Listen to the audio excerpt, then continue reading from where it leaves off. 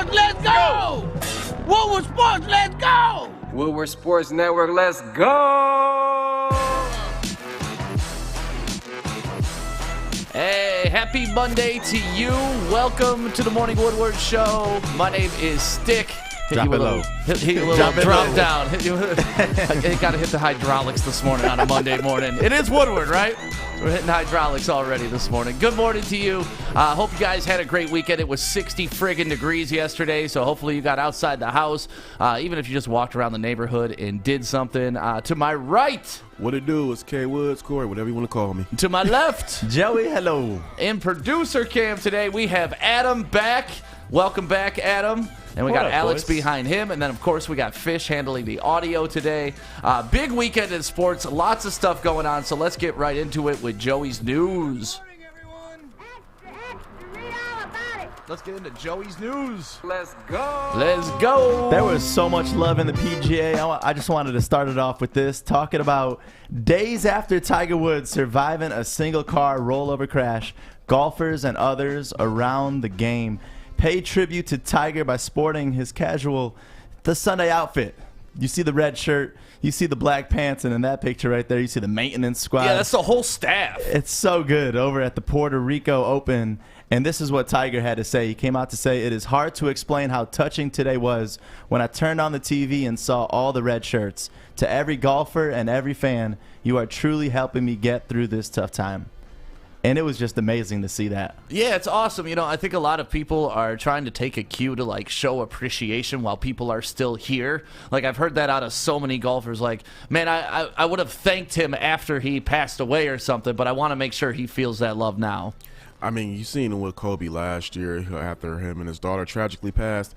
It was a lot of more outward affection for him than many people have seen in previous years. So with it being, honestly, just looking at that accident, that was a close call with Tiger. Woo, very close call. very close call. So, yeah, this is a good time to just, learn from that and be able to give the guy his roses while he's still here. Yeah, and appreciate people while they're here, not just after they're gone. I think that's a good moral for everybody. I think they said they won't bring you flowers. They'll bring the flowers to your funeral, but won't bring you soup when you're sick. There you go. It's so true. I mean, a lot of us, there's so many times in my life personally where I'm like, man, I got to start being a better person all the time instead of just after something happens that kind of reminds you of a big moment. But Michigan football, we got to talk about them real quick because they had some big news break over the weekend. We had somebody transfer from Texas Tech by the name of Alan Bowman, and this guy is going to be immediately eligible, which is exciting about this because he is a veteran. He's been in college football 3 years. You see those stats right there on the screen. Over 5,000 career passing yards and 33 career touchdowns. So this is going to be a good addition right here. No, receiving touchdowns. 33 receiving touchdowns, too. The guy is just an athlete. Wait, receiving touchdowns? And he comes from that air raid offense of Texas Tech. So, yeah, I mean, Jim Harbaugh hasn't been able to locate his quarterback his entire career here, so hopefully this guy is it. I mean, we're hoping, right? I don't know why. He's supposed to be the quarterback messiah, the quarterback whisperer. I don't know. And he just can't, for some reason, find a QB, will grow one or recruit one. Like, is this Michigan QB transfer central or something? And imagine for J.J. McCarthy, the 5-star coming in, the freshman. I mean, it's looking like this guy might be starting ahead of him. So that's to your point that you said a couple weeks ago, Stick, about this transfer portal and all of a sudden how it just messes up with other athletes that commit to these colleges. There's no point in even being recruited anymore because it doesn't matter if you're recruited. They could have the next transfer portal come in and, I was in line to be the starting center, but, this center is transferring from mid-Oregon State, and now he's better than me. I don't love it, but, hey, Michigan's taking advantage of it. We'll see if this kid can play. The other ones haven't been able to. It reminds me of pickup basketball when you're waiting and you got your squad of 4 people, and then all of a sudden they just pick some random dude that's like, dude, hold up. He was not waiting in line. He just picked this dude up. But listen, we'll see what happens out of this. All I care about is that Michigan could get a good quarterback in place, so we'll see if that could happen. LaMelo Ball, he tried to make this crazy buzzer beater before halftime, and he ended up knocking over the entire bench and some Gatorade. You see this that effort, you got to respect it. And the shot almost went in. I was going to say, I just wish the shot would have went in. That's what you want to see, though, that right there. Yep. So they did end up beating the Kings by 1, dropping 24 points and 12 assists in that game. We flip over to Michigan State. They were hot, beating the number 4 team in the country, then the number 5 team in the country back-to-back, and then somehow get their ass beat by Maryland by almost 20 points. It was a beatdown, man. And it's one of those things where you're up, and then you're like, it's, Anson would say, that's a trap game. And that's exactly what it was. It was a trap game for them. They played 2 tough teams. I was like, we can lay down for Maryland. We got Michigan coming up at the end of the week, and it just didn't work. Michigan State just really went on an impressive run. And like, oh, crap, they're about to start kicking it up for the tournament. Here's that Izzo time, but pump the brakes on that one. Thursday and Sunday, like Stick said, Michigan taking on Michigan State. So Michigan State, they got to come up with at least one win out of this for any chance, at least, to making this tournament. I honestly think they got to win both. That's gonna be a hard task to do. But after losing to Maryland, they're gonna have to win both. Yeah. So those games later on in this week. The Detroit Red Wings, they finally snapped their streak of 40 power plays without scoring a goal. We did it, y'all! We 40. did it! We got a power play goal! Guys, this was 30 days without a single power play goal. And that was just the beautiful shot right there. But it's just, gosh, 40. Like, power plays are supposed to be the easiest of goals in hockey. And it took 40 of them, 30 days without a single one. So imagine being the team. If you give up a power play against the Wings, it's like, all right, well, go ahead. You can have that. Hopefully the law of averages kick in and we score like 30 of the next 40 times to just break even. Then we'll be like 31 of 80, and that's kind of on pace. You guys going to be watching Tigers baseball spring game? Yeah, against the Yankees today. 105 against the Yankees today. We got the 10-2 win, beating the Phillies yesterday. And it's just, I can't wait for opening day, and I hope we get to be there in person or at least downtown having some fun. I just don't know the likelihood of this happening this year, guys. Yeah, the fun part about this spring training game today is Aaron Boone and A.J. Hinch have had words back and forth. I mean, the Yankees were very vocal about the Astros cheating and stuff like that. And this is the first time that Aaron Boone and A.J. Hinch are coaching against each other. And we're going to see if it's going to be interesting to see if the hate from the Astros carries over to the Tigers now that A.J. Hinch is here, and if people are going to start throwing at the Tigers. Because the Astros getting hit this year. Yeah, so that's a 105 today. It's going to be a good game to watch. Before I end this Woodward Sports Update, do you guys want an awe moment or do you guys want to laugh first? Let's go laugh first. Let's go with the laugh. So we have Doris Burke commentating. One of the greatest commentating things I've ever heard. Just take a look at this. You have to know when to come. So Chris does a great job. Giannis comes from behind and gets a piece of it. Like, it's not just when you come, like it's how hard you come. Are you coming when the dribble is dead? Are you coming when he gets into his shooting motion? You have to know when to come. So Chris does a great job. Giannis comes from behind and gets a piece of it. Like, it's not just when you come, like it's how hard you come. Are you coming when the dribble is dead? Are you coming? The greatest calls of all time. Do you think she knew what she was doing there? I don't know. When you say the word Doris come that Burke, many times, though, you come on, like 1, 2 times maybe. She said it like 17 times on that one. It's what kicked it off with coming from behind. Like, that was what got me. And then she got into how hard he was coming and how fast he was coming and how you got to come when they're in their shooting position and how many other ways you have to come. That was totally intentional. You think it was intentional? Doris Burke is laying that out there on ESPN. Doris Burke, a freak. It was just being funny. It was being funny. That was totally intentional. Come on. Adam, can we hear that one more time, just so everybody knows what you're listening for now? When he gets into his shooting motion. You have to know when to come. So Chris does a great job. Giannis comes from behind and gets a piece of it. Like, it's not just when you come, like it's how hard you come.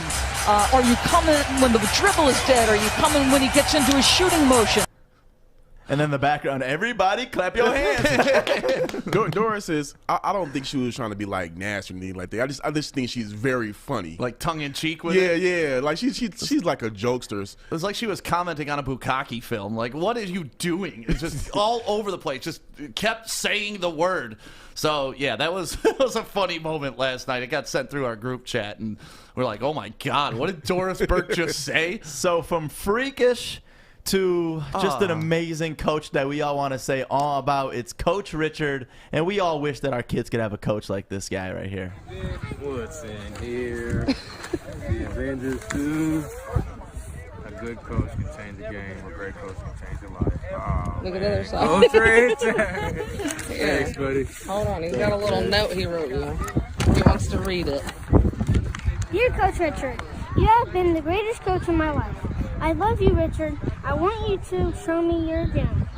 You helped me love football again. Thank you for being my favorite coach. Love, Jason. So sweet. I want to hug this kid. I'm glad I wasn't up here because I'm a big crybaby. So That's such a great video, man. And it's almost like that kid is like 40 years old. Like he lost his love for football, and that coach helped him find it again. But the kid's 6 or whatever the age he is. How did he fall out of love with football? And how did this guy make him find the love again? Man, y'all can't be playing these tearjerkers this morning, man. I'm an emotional dude. I'm a cancer. Oh, Me too. Yeah, man. You already know we full of waterworks, man. Come on, stop that. So shout out to you on that one, Coach Richard, and a shout out to Northwestern Tech. I just wanted to give them a quick little shout out because Northwestern Tech is the HVAC school that works. So with Northwestern Tech, it's a 10.5-month hands-on program. So just check them out at northwesterntech.edu. Think about this. The time throughout this entire pandemic, if you would have started at the beginning, you would have been done and graduated by now. So 10.5 months, northwesterntech.edu. Take advantage of that because that's the school that works. So, University of Michigan playing some pretty damn good basketball. They took on Indiana over the weekend, and probably my favorite shot took place at practice the day before. Juwan Howard over the shoulder, half-court shot, nothing but net. And is there anything Juwan Howard can't do right now? Adam's got that video, and watch this. The fans kind of suck, a little stiff, but, you know, whatever. Hey, at first I was like, why is there so many fans in there? Like, it looked legit. They're all cardboard cutouts. Look at this. Boom! Look, no reaction, too. Just like, all right, I did it again. Yeah, and they did. They did do it again. They beat Indiana on Saturday, and now Michigan, they got a game coming up tomorrow against Illinois, number 5 ranked Illinois. That is going to be a big test. But, I mean, can we just say Michigan is the best team in the country right now? Is that an argument that everybody on this panel is willing to make? I think they're playing some of the best basketball I've seen from them in quite some time, even under John Beilein. Right now, do you know if Michigan continues the way they're playing right now? Just wrote this down. This will be Juwan Howard will be the first Michigan coach to finish the Big Ten with less than two losses. Wow, the first ever? Yeah, because they've always had at least 2 losses in the conference. If he finishes out, they'll only have 1 loss in the conference and on the season. But isn't this a shortened season for them? Like it is a shortened season. It's a fun stat, but yeah, it's a shortened season. But hey, he did it. He's still doing it, right? You got to do it. Everybody's agreed to the season. So well, with Baylor falling off this weekend, Michigan has moved up to the number 2 team in the country behind Gonzaga. And honestly, when you look at Gonzaga's strength of schedule compared to Michigan's or literally anybody in the Big Ten, like I was writing down some notes about the Big Ten. Let's see.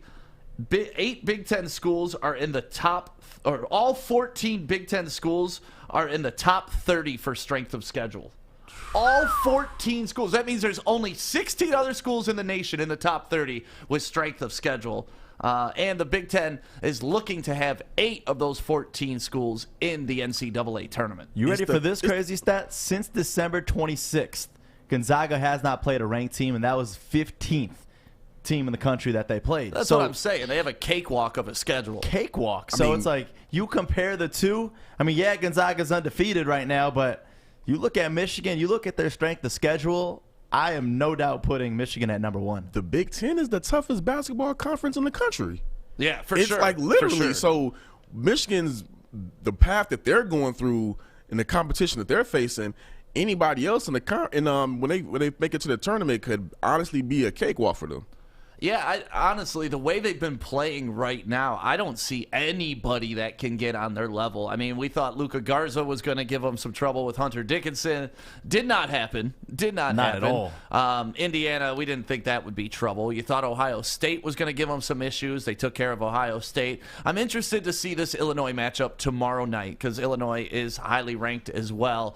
But I just don't see anybody having the firepower to stick with these guys. And if you look at their leading scorers throughout the entire season, like it's so spread out. It's Livers, it's Wagner, it's Dickinson, it's Brown. They don't have one guy that you can hone in on every single game. Kind of reminds you a little bit of like the old Ford Pistons where someone's going to light you up. You just don't know who it's going to be that night. It's a team game. They sharing that ball. They just look so polished on offense. Like, that's the one thing I've noticed from them. They're really polished and they just move the ball so well. So, I mean, that's why they look like that. Yeah. I love that you bring up that Michigan is playing Illinois because there's been so much of this like head-on-head like competition throughout Michigan and Michigan State right now where we beat a team, then they'd beat the team. In this one, they already beat Illinois, so now we got to see if we could beat Illinois. Yeah, and you better hope Michigan doesn't fall into the quote-unquote trap game, too. Shout out to my boy Anson. Because if you're looking forward to Michigan State and not really focused on Illinois, that's going to cost you.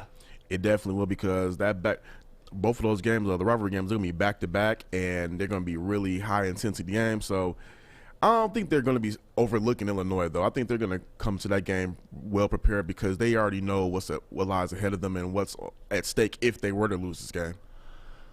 Growing up, were you guys Michigan basketball fans or Michigan State basketball fans? Anybody? I was always Michigan up until, for some reason, Kalen Lucas because my brother was really good friends with him. So when Kalen Lucas went to play at State. Where did he go to high school? St. Mary's. That's right. But my brother was really good friends with him. So then when he went to State, that was kind of the first time where I was like, you know what? I actually like Michigan State basketball. And that's when I kind of was just open up to both of them at that point. I've always just really just like Michigan as a school. So I just kind of, was really always partial to their basketball team, whatever. But I did love what's and respect who Tom Izzo is. Yeah. See, I kind of grew up in the sweet spot where when I was a kid, the Fab Five was around. So immediately everybody loved Michigan. But then in the year 2000, I was a freshman in college and Michigan State won the national championship. And I drove up to East Lansing and partied in Cedar Village. So I loved both basketball programs throughout my entire life. And I always root for both teams. But right now, it just seems like Michigan is on a roll. Like, it seems like, remember a couple years ago when Michigan State was competing for Big Ten championships in football, and it was like, damn, what is this program ever going to fall off? Right. I feel like Michigan's in that mode right now in basketball. And I don't think it's going to stop anytime soon. I think Juwan Howard has really turned the program around into a basketball school, and this is not even his best recruits. Like, he is going to have one of a top class coming in next year. 3 All-Americans. So it's not going. I don't know when it's going to stop. And him having early success, that's only going to attract more recruits down the line. So when do you think they up Juwan Howard's contract? Because right now his contract is not a very big one in the scheme of college basketball. When do you think they re-sign him for like that 10-year, $100 million deal? If they get to an Elite Eight or especially a Final Four, but I think if they get to an Elite Eight, they'll re-up it. And that's the thing is, like, you look at Juwan Howard and the program that he's instilled in his short time at Ann Arbor with Michigan. Like, you look across the league, there's not really many programs right now that if I was the best basketball player in the nation, that I would say, I want to go there. Like, Michigan really would be that number one. I might be a little bit biased, but you look at that program with Juwan Howard and the incoming class that he has, this is going to be a dangerous future for Michigan. They also just look fun to watch. Yeah, I mean, they're the way he has them playing, they just look really loose and fun to watch. So I think that'll also be attractive to recruits as well.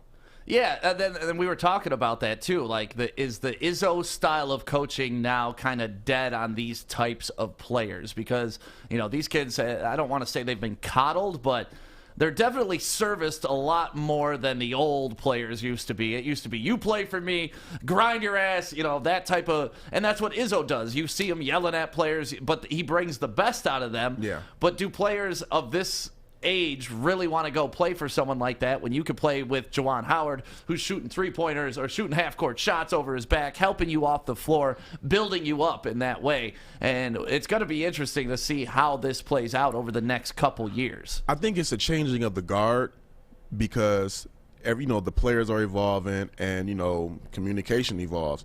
Juwan Howard is more in tune with these type of players that are coming up, because he actually comes from their backgrounds and know what their aspirations are, because he's been an NBA player. He's won a championship. He's been to the mountaintop. So him being able to go in there and speak to them on their level and just being able to have the credentials to back it up, I think that's going to hit more home now, and especially with the style of play. Right. The crazy part when you look at Coach Howard is, how many coaches have we had throughout our careers of just playing ball in our own lives? Have you had a coach where you're like, yeah, I respected his game, and that's pretty much it? Yeah, he was really good at being a friend, and yeah, this and that. With Coach Howard, I feel like there's every single aspect in that guy. And as a player, it's a no-brainer that you want to be around that guy because of what he's going to just instill in your future. Right.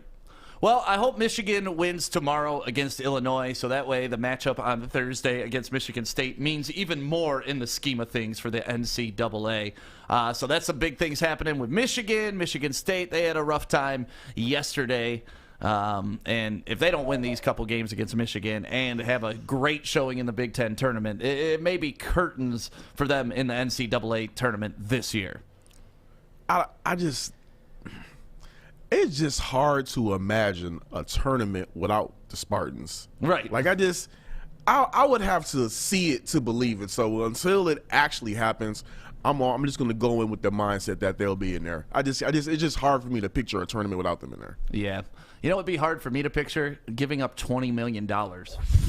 And there's somebody that's willing to do that just walking away. We're going to talk about that coming up next. But we got some big news. It's happening today, our third live show on the Woodward Sports Network. It's called The Hook. It's got Darren McCarty. It's got Pilar, Maz, and, of course, Art, the infamous Art. Adam, let's play that video. This is a little bit of a preview of what you guys have to look forward coming today at 3 o'clock right here on the Woodward Sports Network.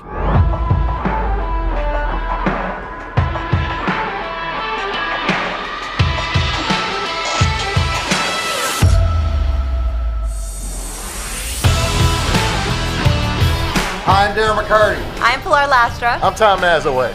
Make sure you're checking out Detroit's newest sports show, The Hook, weekdays 3 to 5 p.m. here on Woodward Sports Network. You can catch us on YouTube, Facebook, or any social media platform out there. And don't forget our app, Woodward Sports Network, on your app store. Come check us out, Woodward Sports Network, in the afternoon. Love it. Absolutely love it. That's going to be such a fun show, man. So this afternoon at 3 o'clock, make sure you set a reminder. Tell Siri, hey, listen, Siri. 3 o'clock, I got to listen to The Hook on Woodward Sports Network. And you can listen on our brand new app, which you can download. It's for free in the Apple Store right now, or on all of our social media as you've been listening, Facebook, Instagram, Twitter, YouTube. We appreciate you. And, we're excited for that new show, man. There's so much big news just happening for Woodward Sports today. Yes. Like, this is just one, and then you got a big announcement coming up later about a chance where you can win up to how much money? $500,000. Sheesh. $500,000, which our boy Deshaun Watson could use. Oh. As you know, Deshaun Watson has been holding out from the Houston Texans. He told them, I do not want to play for you. I am not going to play for you. He met with the new coach, and he said, nice to meet you, new coach. I don't give a shit. I'm not playing for you either. And now he may have to sit out the whole season because the Texans, they're also playing hardball. They're like, well, if you're not playing for us, you ain't playing for anybody. And if they refuse to let him go, obviously, Deshaun has signed his contract with the Texans, and he must honor this contract with the Texans. But some math has been done on how much money Deshaun Watson is going to forfeit if he sits out this season.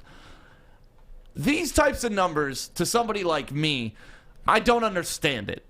Like somebody like 99.99% of the world. Yeah, and everybody listening right now, I'm assuming none of us are willing to give up $20 million for an entire year. Are you?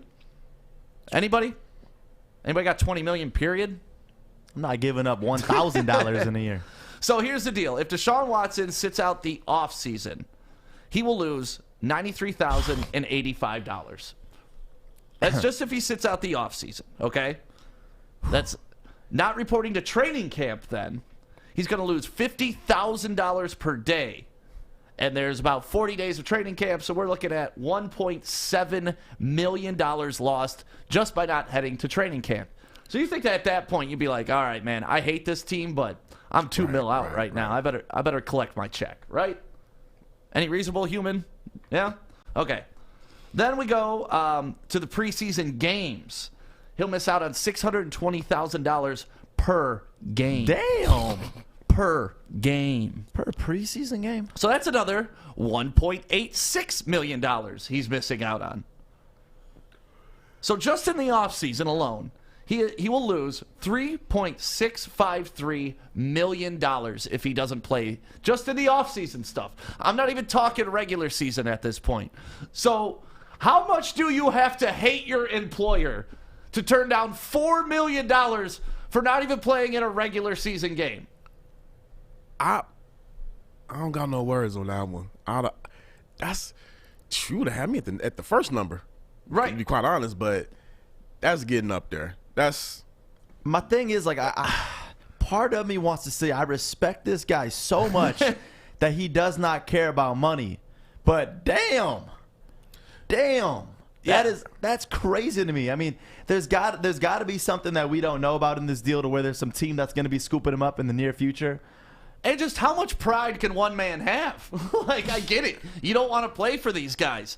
But $20 million is $20 million. Like, there's a lot of things I'll do for a lot less that I don't want to do. And you don't even want to know about those things. I love that you say $20 million when it's really $22 and you're making it seem like those $2 extra million aren't even a big deal. It's crazy. I'm just going to say this. All right, so I'm looking at it from both sides. First off, if I'm the Texans, why? Why would I trade you? Deshaun Watson is an asset. They've traded off everything else. When you have these Texans games, he's the only reason you're going to want to go. He's the only reason you're going to want to go to a Texans game right now.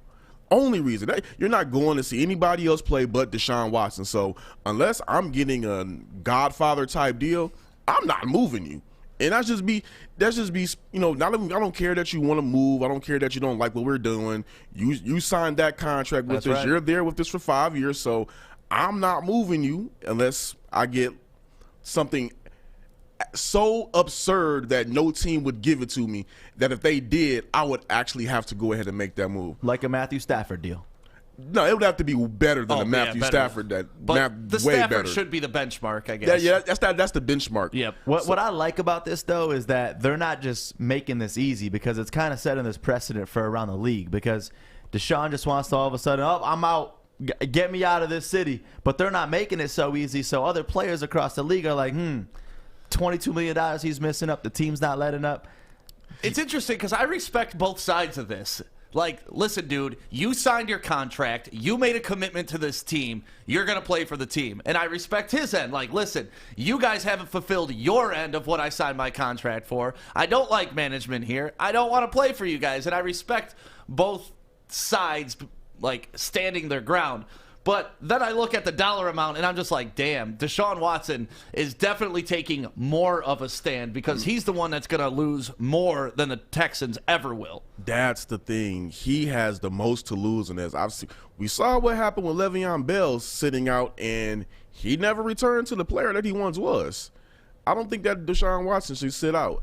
I think that if he holds out long enough and just continues to press for that trade, maybe some other teams will up their ante or, you know, offers that he may eventually get out. So I think it's a possibility he still may eventually get out. Yeah. But if it comes down to, it's got to come to a certain point when you realize, like, hey, at least for this season, I'm stuck, so I better not lose any of my ducats. If you want to go ahead, if you have it like that to lose $22 million and that's what you want to stand on, I ain't gonna call you a fool because it's your money. But damn, more power to you. I haven't heard the term ducats in forever, man. Where'd you pull that one from? That was like a high school term. Hey man, y'all see my license? Y'all didn't think I was this old? Y'all see my license? So okay, we made it through the preseason, right? And that's $4 million. Right. And we got into this conversation like, look, that's $4 million, bro. You don't leave that on the table. Well, if he misses the regular season, he's missing out on $11.16 million. These guys get almost he gets almost $1 million a freaking game. Well, don't forget, there's also a signing bonus of $5.4 million that he has to give back if he doesn't play, all totaling $20.213 million if this guy sits out the season. You want to talk about morals and you want to talk about, hey, I'm standing my ground? Give up $20 million. You've proven to me everything I need to know about you as a man. That on that aspect, that's real. I wouldn't give up that much money if I were in that position, but if he does, you know what that also shows? That shows just how bad of an organization the Texans are that he's willing to give up $22 million to prove his point. There was once this basketball league that I was playing in, right? And the sign-up fee was $50. And there was one guy that was on my team, and he was just pissing us off because he was showing up late to practice, didn't want to show no interest in anything. Then when he would come off of the bench, he was pissed. So we threw back that $50, right?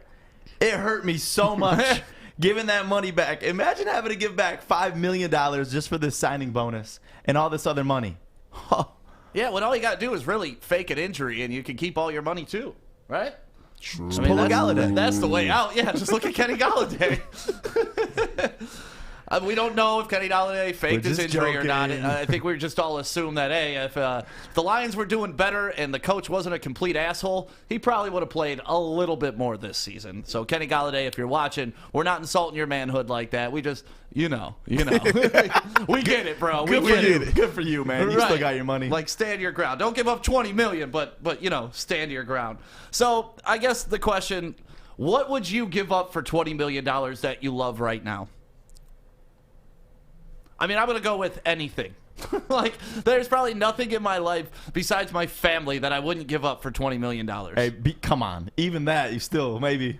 No, I'm not giving up my family. Damn, Joey. Listen, couple thousand, 100,000, maybe $1 million. We just had this conversation on Thursday with Terry about how, Chaldean people are all about family, and now you're like, yeah, for $20 million, take my sister. Still all about family. I don't got a sister, so you can have her. $20 million, though? Damn. There's nothing. Would you give up your salary on a moral ground for anything? No, not moral. Nah. Yeah.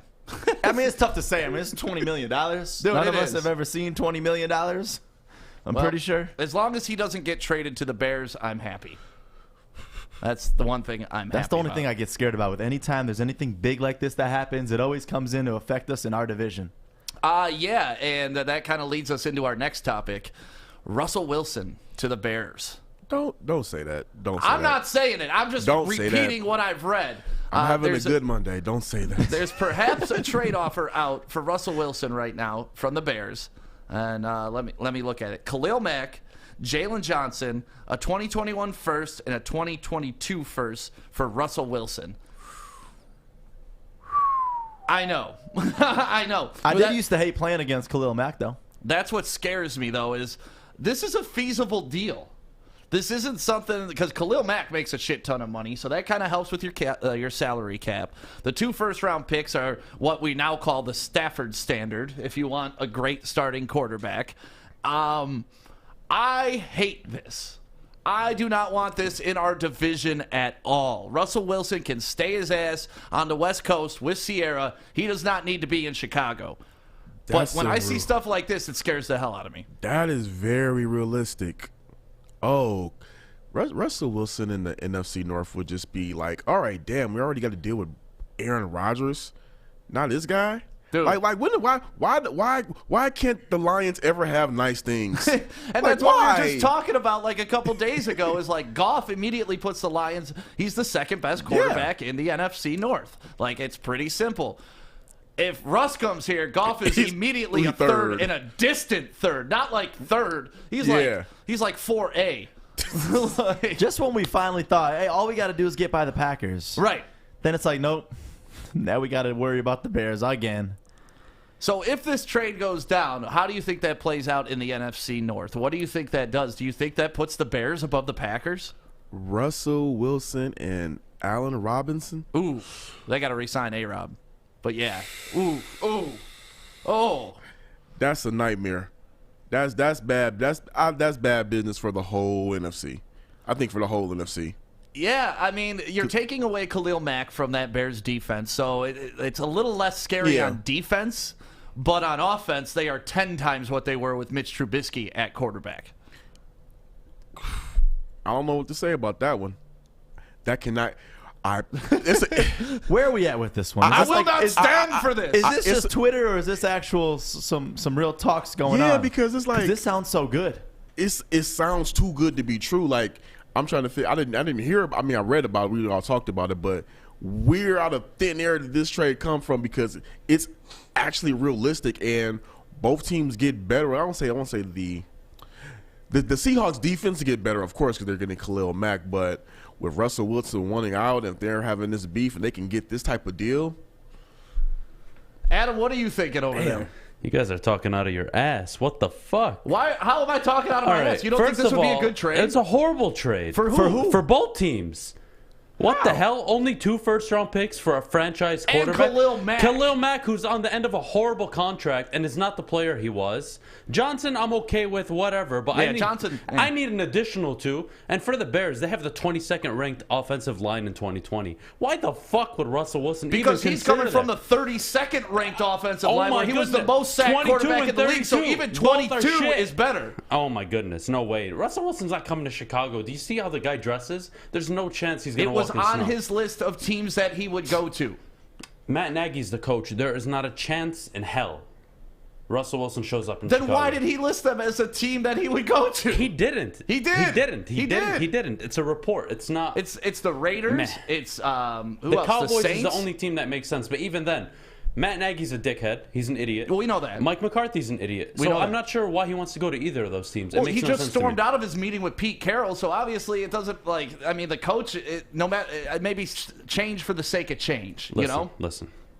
Russell Wilson's got to man up a little bit. Listen, baby, listen. He's had a great situation in Seattle. He's had multiple great defenses. All right. 1 year of poor offensive line play is no fucking reason to just get up and leave. Relax, bro. Number 2, Pete Carroll's a way better coach than any of those destinations.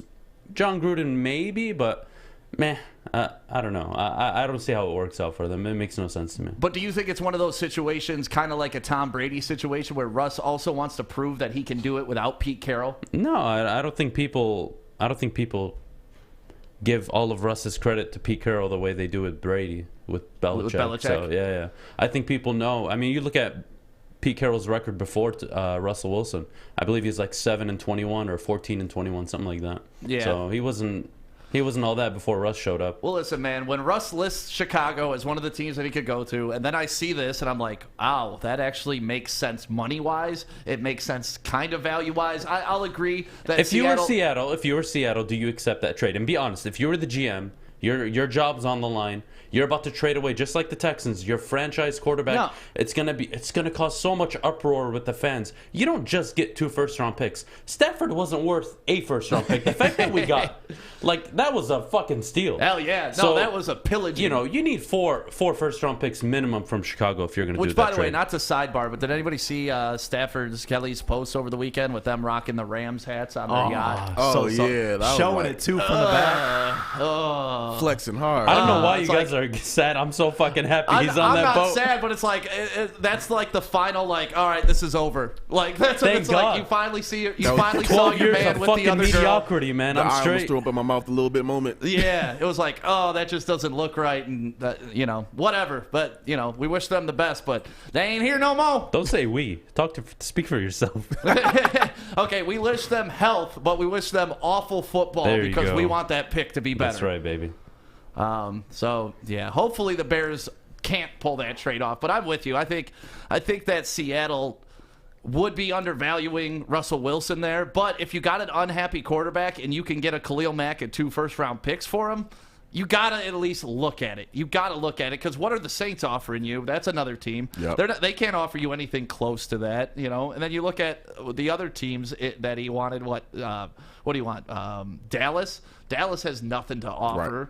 So, for real, Chicago needs a quarterback. That is the one position that has constantly held that franchise back. Thank God, as a Lions fan, I love that they can't find their quarterback. It's been a highlight of my life to watch them bank on Jay Cutler's dumbass. So thank you guys for doing that. And then last year, when Nagy pulls their 3-0 quarterback to throw in a guy that can't even put together a winning record, then you put back in the 3-0 quarterback. Like, that stuff makes me happy. Them getting Russell Wilson would make me Adam table slam. They would just be getting better by default almost. I know. So I hope that doesn't happen. And welcome back, Adam. Everybody in the chat's very happy to have you back on the morning show. And Adam's going to be doing some of the producing for right now. And it's always good to have Adam back in his opinion. Let's do this, Adam. Let's take a quick 15-second break.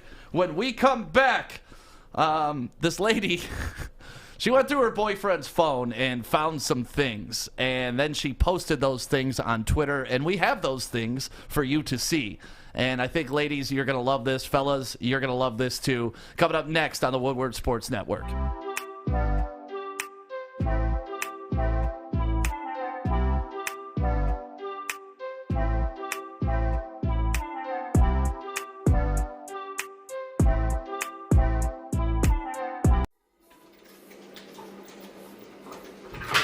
Morning, Art. Morning, D-Mac.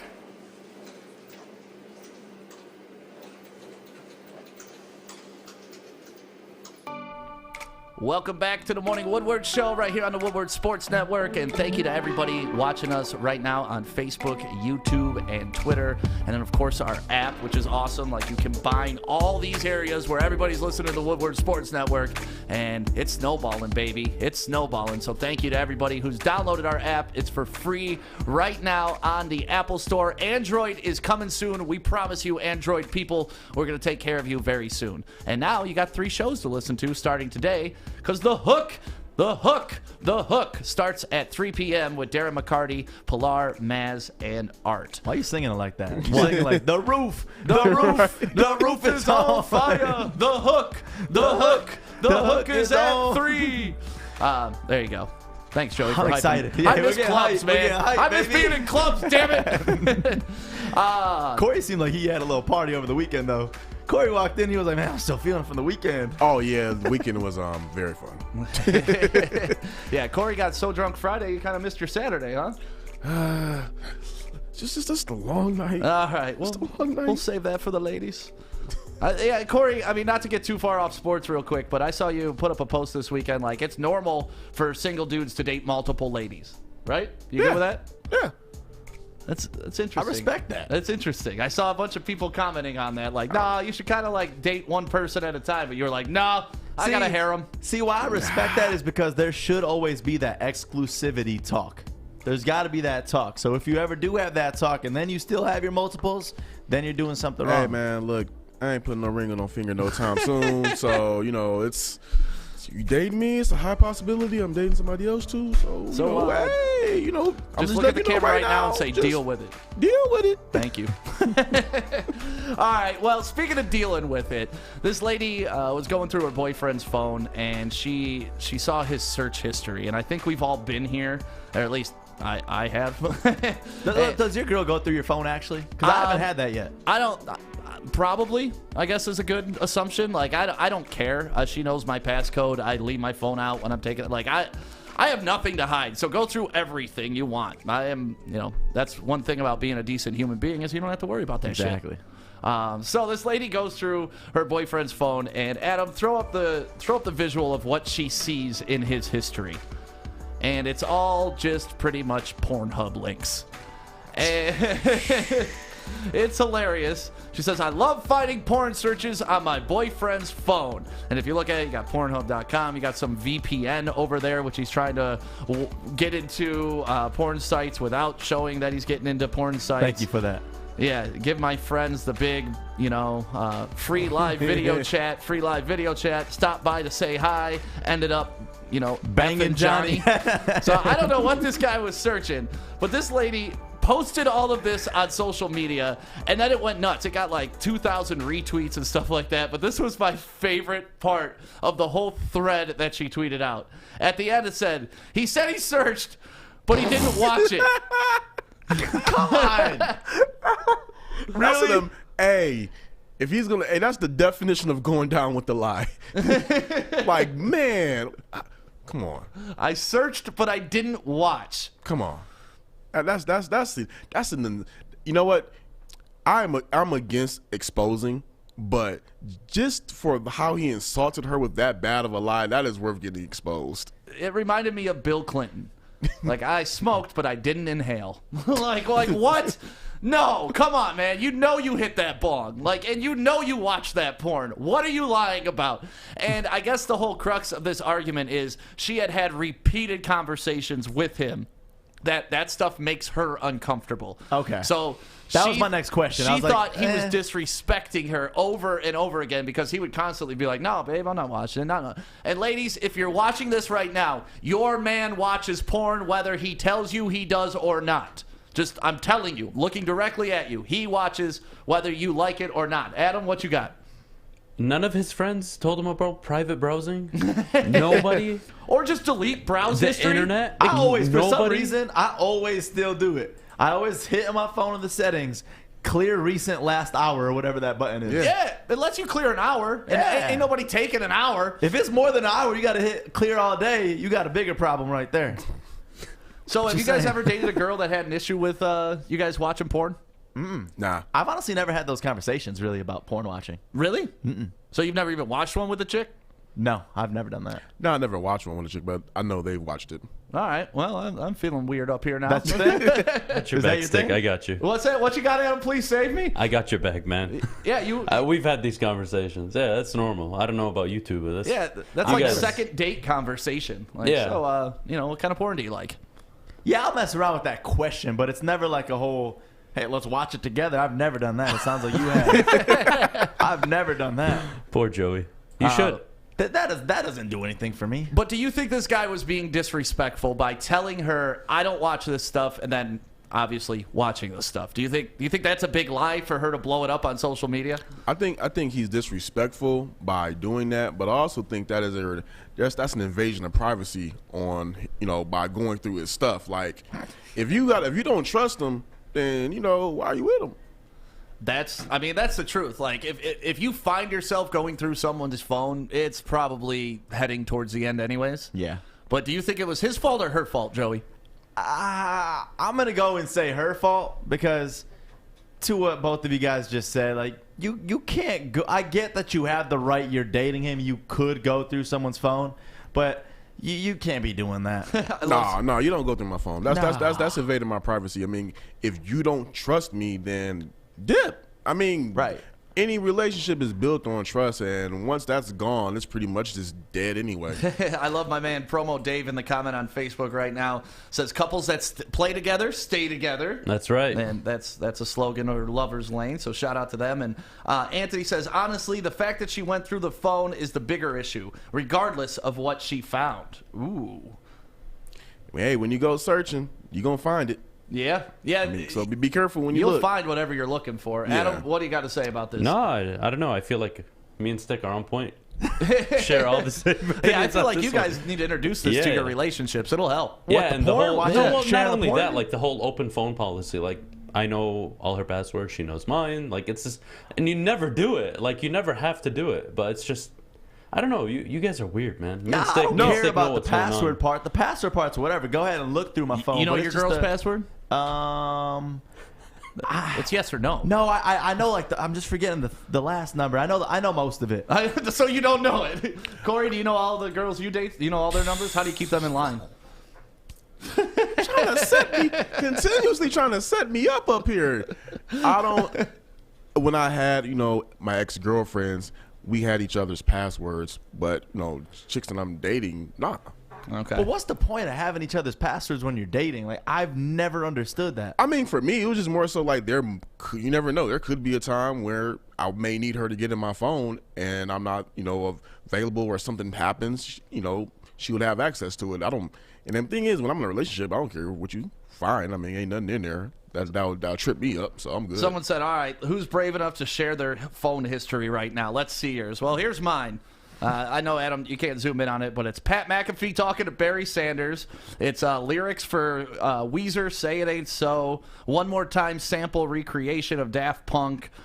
Just the Dan Band, Take You to the Candy Shop. I mean, I look at a bunch of random stuff. Oh, look at, we're zooming in. You got Corey sweating over there. He's like, oh, shoot, what's some of my reasons? Yeah, you can't really see it, Adam, but that's all right. Zed songs, First Night, 4 ways to turn a still image into an ad. just all types of random stuff. That's on my phone search history right now. But, like Joey's point, there is a delete 1 hour of your history, which I may have used in the past couple of days. I mean, the weapons to cover your ass are at your disposal. Use them. So I thought that was a hilarious conversation, and her tweet about he said he searched it but didn't watch it just had me dying. Like, that's just the worst lie ever. Worst lie, because there was multiple of them. Yes. So, ladies, if you ever catch your man, please tweet it out so all of us can see his phone search history. I had a great time running through that, guys. And now I understand why ladies go through phones. It's a lot of fun to see behind the curtain sometimes. Adam, let's take a quick 15-second break. When we come back, it is time for Adam's Bets of the Day. And we don't even have to bring him on stage anymore. He's right there in the producer booth at home with the morning show again right here on the Woodward Sports Network. I'm looking to bring on another HVAC tech right now. We are recruiting 5 to 10 techs a month. We're looking to grow and expand. Every new tech we hire is from Northwestern Tech. The hands-on training is fantastic. They're always my first call. We love hiring Northwestern Tech grads. They come out trained and ready to work. Our program is only 10.5 months, and our next classes are starting soon. So why wait? I'm looking to hire a graduate of Northwestern Tech. Northwestern Tech. Northwestern Tech.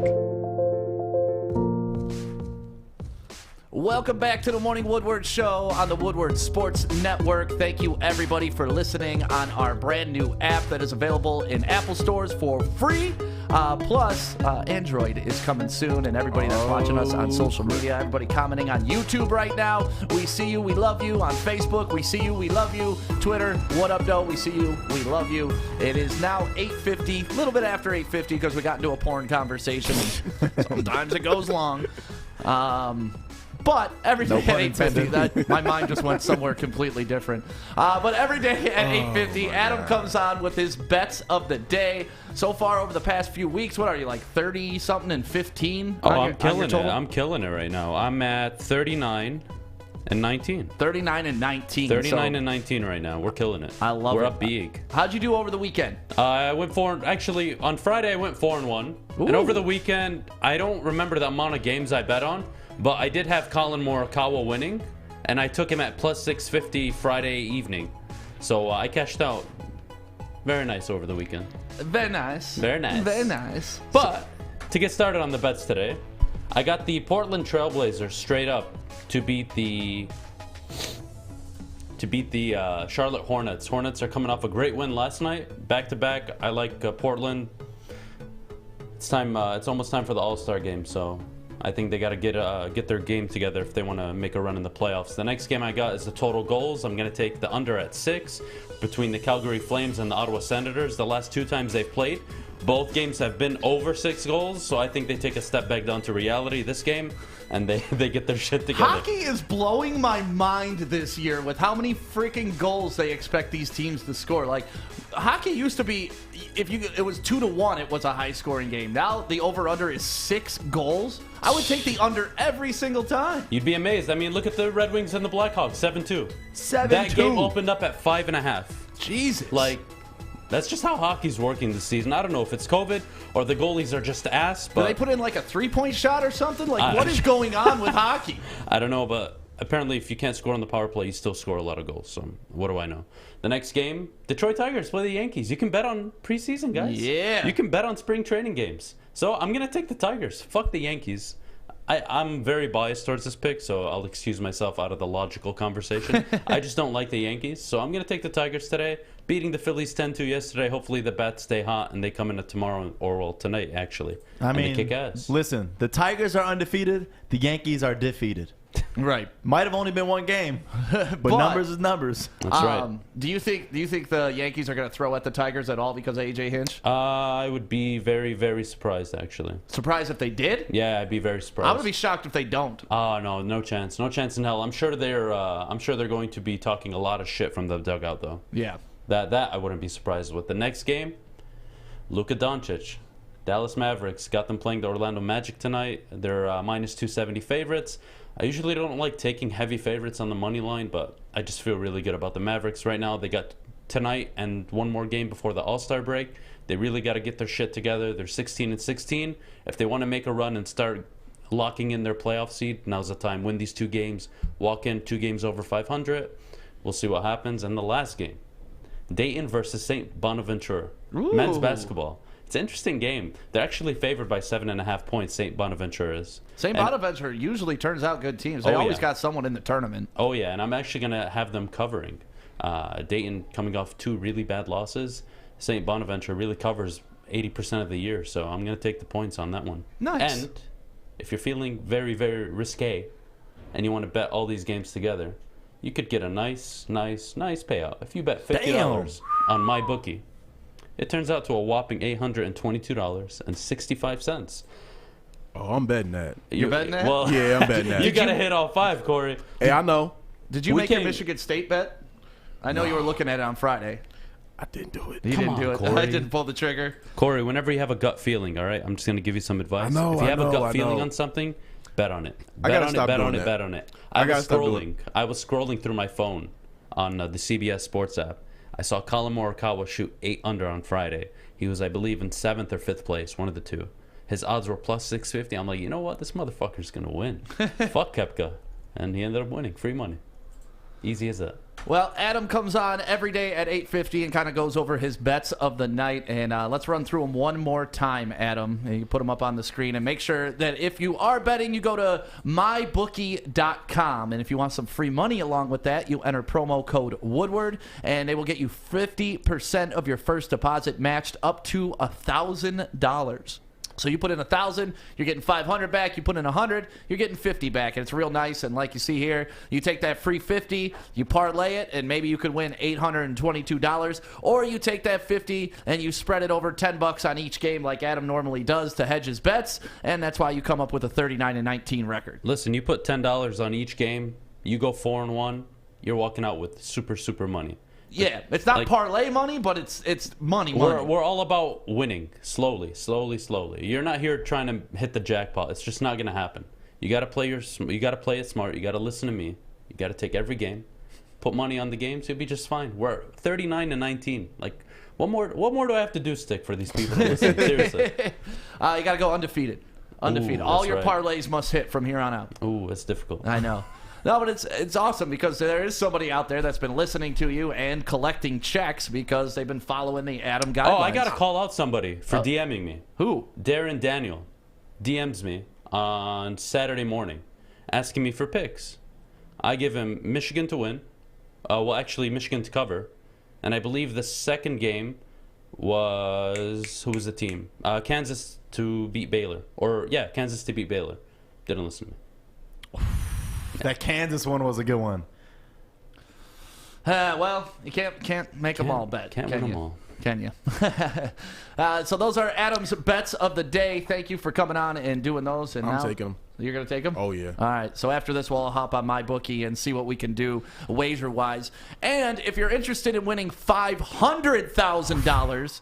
Yes, I said $500,000. We are doing a perfect bracket challenge here at the Woodward Sports Network. We're calling it the Perfect Bracket Payoff, courtesy of Hall Financial. So starting right after Selection Sunday on our website, it'll be active. It'll be ready for you to make your perfect bracket. And if you get a perfect bracket, you win $500,000. Damn. It's to pay off your house, but it's $500,000. Hey, that's still $500,000. This is by far my favorite thing ever. Is always filling out these March Madness brackets. Right. And if you get this perfect bracket, dude, $500,000, pay off your entire mortgage. Like, that is crazy.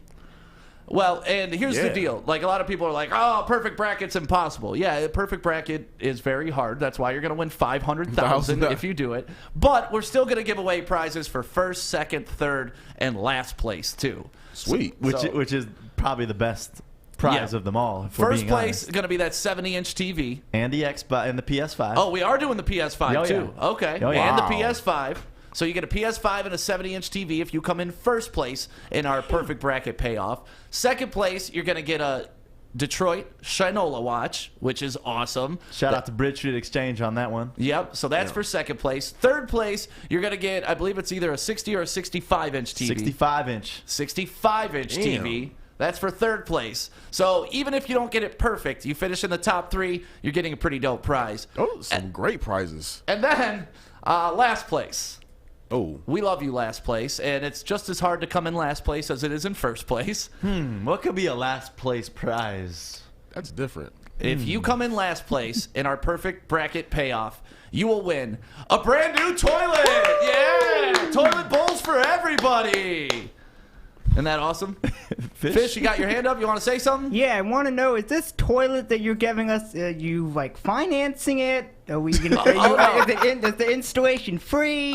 No installation on the toilet. That's a good point. We are going to That's a good drop point. off this porcelain princess right on your porch, so you can put it in your bathroom, sit there, and be happy that you came in last place in the bracket. Wait, you're not going to install it for us? We have to do it ourselves? Yeah, toilets are easy to install. I can help you, Fish, if you Are they win. really easy? Yeah, they're easy to install. I've done one in my entire. The key is you got to put the sealer ring underneath it. If you don't do that. Now, what kind of toilet is it? It's a porcelain white toilet. I believe it retails for about $150.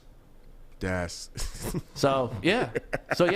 If you come in last place in the perfect bracket payoff, you are gonna get a toilet. So Truthfully, that when you is think classic. when you think of the thousands of people that are going to enter this contest, it's kind of harder to get that than it is a perfect bracket. it is. You kind of almost got to be shooting for last place. Right.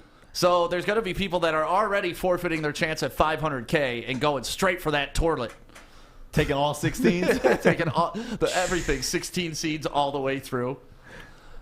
So yeah, that is starting. I mean, it starts today. We're going to start talking about it today, but obviously you can't fill out your bracket till after Selection Sunday. So make sure that you start paying attention now. You start watching the conference tournaments so you get a better idea, because honestly, I want to give away $500,000 to somebody that watches and listens to the Woodward Sports Network. I think that would be so amazing. And we got to thank David Hall and Hall Financial for sponsoring this and getting behind it, because they want to see someone win too. I mean, they finance houses, and now they want to finance your house. And you can make sure you thank them by just going to David Hall Financial. This is just such a dope contest. Like, even with all them prizes, I mean, I want to enter it. I mean, I need a new TV. I want a PS5. Like, where we get all these PS5s from? Don't worry about that. Dang. We got a guy with a truck on 6 Mile. He hooks it up. Hey, I need that guy. That's my guy. You can't have my guy. No, I need the guy. So yeah, after Selection Sunday, it'll be active on our website. Just go to woodwardsports.com. But obviously, Selection Sunday is 13 days away, and we're going to keep talking about this all the way to there. But $500,000 could go to somebody who fills out the perfect bracket. It's amazing. And it's not one of those contests that's like, oh, you just submit and it's a random and all that. Like, this is like the perfect bracket challenge. Probably the best thing you could ever enter is the perfect bracket challenge. Yep. So perfect bracket payoff is what we're calling it. Make sure you get in after Selection Sunday. Like I said, we'll be talking about it a lot more. What's the most you've gotten right? In a bracket? Yeah. Like all time? I think there was once I got like 6 wrong in the entire tournament. Yeah. Because I always just bet with my wife, which is always fun. We always have good bets. And you got to start betting with your significant other. I guarantee it pays off. Guarantee. Let's get into Joey's news. Let's get into Joey's news. Let's go. You gotta love the PGA and all the respect and just the tributes to Tiger Woods. You know, Tiger Woods, he always does his Sunday Reds and all that, and you see all of these golfers coming out rocking their red polos with the black pants. And it was just honestly so amazing. And Tiger Woods even took to Twitter after seeing all this, where he said, "It's hard to explain how touching today was when I turned on the TV and saw all of the red shirts. To every golfer and to every fan, you are truly helping me get through this tough time." And there's just so much respect in golf that seeing this made me so happy. Yeah, we talked about it a little bit earlier. It seems like people are appreciating more when somebody is alive, which, it's always great when people show up to your funeral and do a big celebration for you, but it's always better to tell those people while they're here that you love them, because then you're not at their funeral feeling like, damn, I missed an opportunity to let them know what I thought. So I thought it was a great tribute to Tiger, and for him to be in a hospital bed and seeing that, it's got to help your spirits. Most definitely. Michigan and Coach Harbaugh, you guys think we're finally going to figure out this quarterback situation? So we had the 5-star recruit, J.J. McCarthy. Now we get a transfer by the name of Alan Bowman from Texas Tech. And this guy's got 3 years of experience in college ball.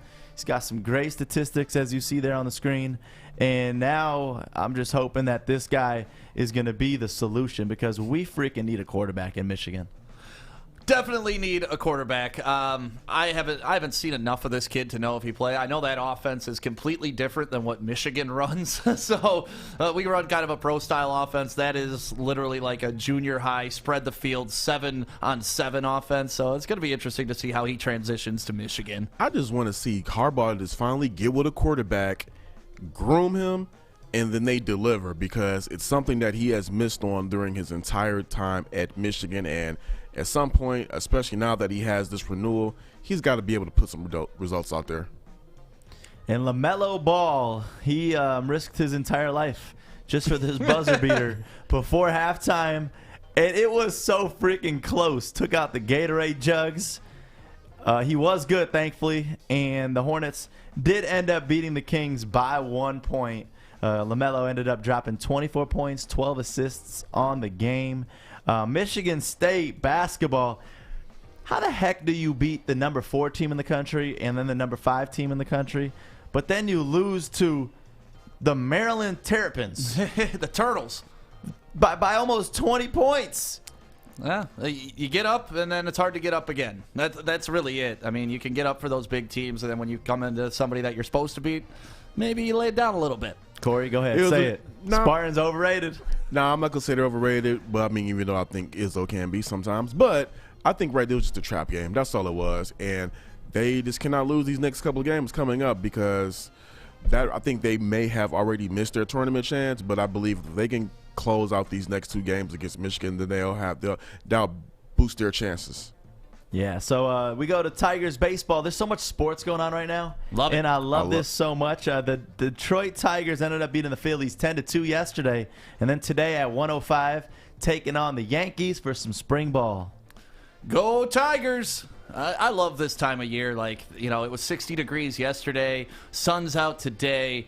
Remember when April and the D used to be such a big thing with the Pistons and the Red Wings and the Tigers taking off? And this is one of my favorite times around Michigan, because we made it, guys. We made it through the dark days of winter. We did it. We did, and I mean, even the Red Wings, they're achieving some things with this whole change in sports right now for Detroit. 40 straight power plays without a goal. They have finally ended that with that goal right there. How do you go 30 days with 40 power plays without a single goal, guys? You know what? Hopefully Darren McCarty talks about that today on The Hook. If you didn't hear, Darren McCarty has a new show on the Woodward Sports Network starting at 3 o'clock. It's called The Hook with Pilar, Maz, and Art. But hopefully he can break down why it was so hard for the Red Wings to break through and finally score a power play goal.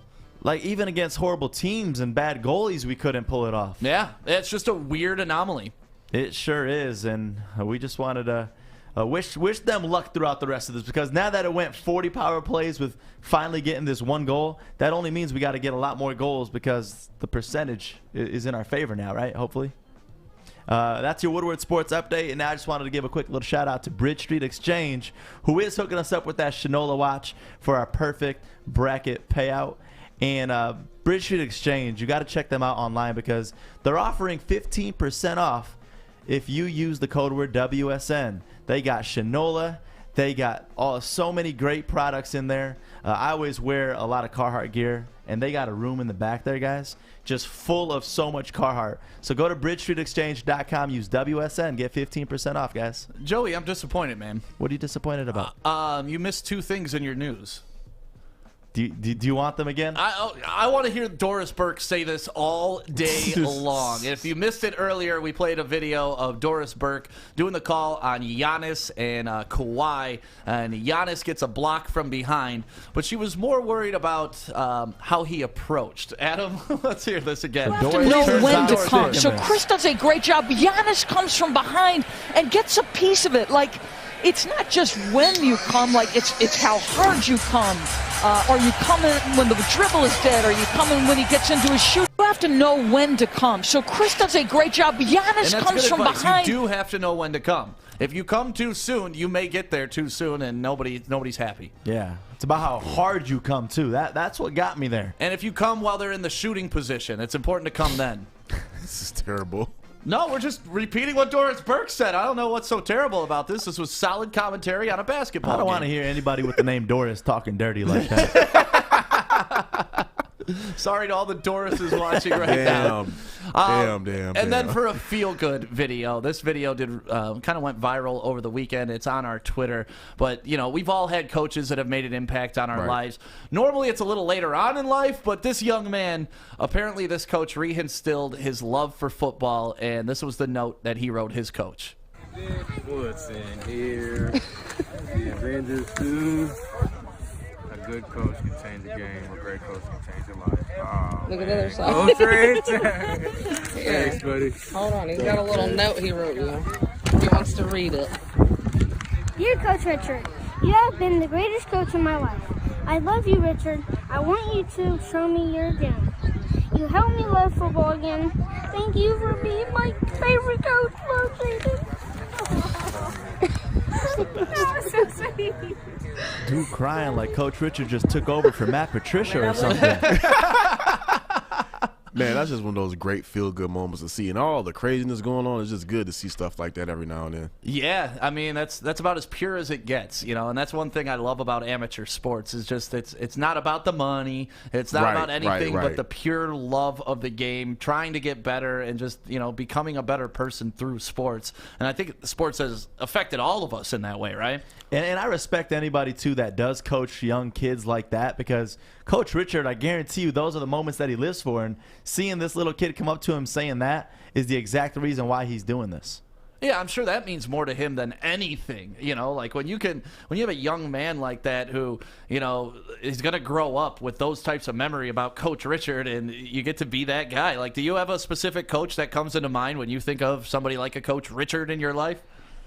One of my favorites, I always talk about him, is Coach Tim McCormick, who you see on Fox Sports doing the Pistons pregame. He played in the NBA, and he was one of the first coaches that really helped me realize my talent because he had his kid on the team who was a freaking superstar, but he still paid so much attention towards me on that team, even when he had his son. Because how many times in your life have you had a coach that his son was on the team and you thought you were better than them and he could care less about you because he had his son on the team? Yeah, no, we've all experienced that. Corey, do you have a coach that stuck out in your life? Oh, yeah. In high school, it's Coach George, Fred George. He coached the track team and the football team. So I got in contact with him when I was on the football team. And he was just one of those guys that would really just – he would care about what you're doing on the football field, but he would also care about what you're doing in your life and then in the classroom. And he'll sometimes yank you out of class and cuss your ass out and then call your parents. And when he calls your parents, that is not a fun call.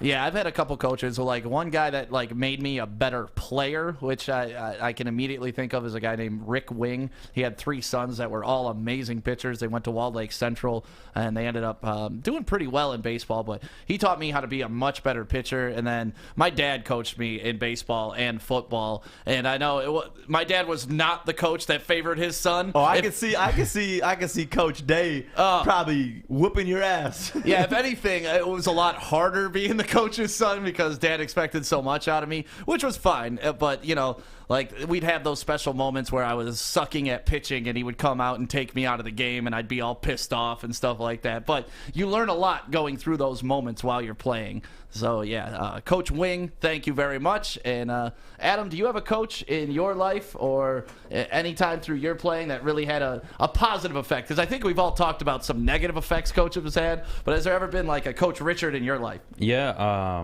well, backstory to it, my middle school coach made me want to quit football, actually. I just couldn't win the starting quarterback job, so I just didn't try out for the team. after my 7th grade year.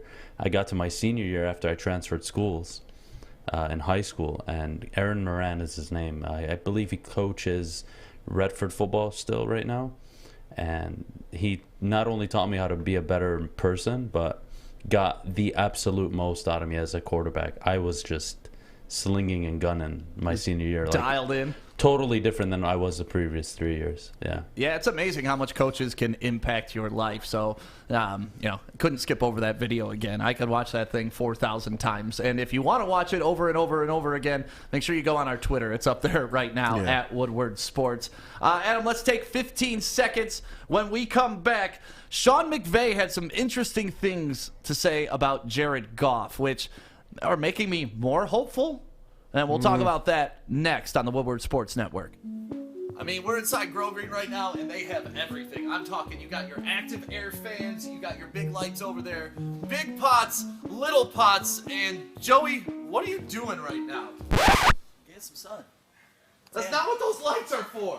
Feels nice. Go to Grow Green MI today to get all your growing needs and a tan. Welcome back to the Woodward Sports Network. My name is Stick. This is the Morning Woodward Show. We got Corey, Joey, Adam, and Fish in here. And shout out to everybody who has downloaded our app and is listening live right now on the Woodward Sports app in your Apple Store. And everybody on Facebook, YouTube, and Twitter, we see you, and thank you for commenting. Just let us know where you're listening from. I always like to see that in the comments. If you're listening from Michigan, it's awesome. Out of state, cool too. I just like to know where all of our listeners are coming in. And now we got so many different platforms and so many different people listening. It's nice to figure out where the listenership is coming from. So thank you guys so much for supporting the Woodward Sports Network. And somebody that's in town that we're all now going to support unless the trade didn't actually happen and March 17th passes and the Lions don't actually trade Matthew Stafford, which would be crazy interesting. Jared Goff is the new quarterback of the Lions, presumably, right?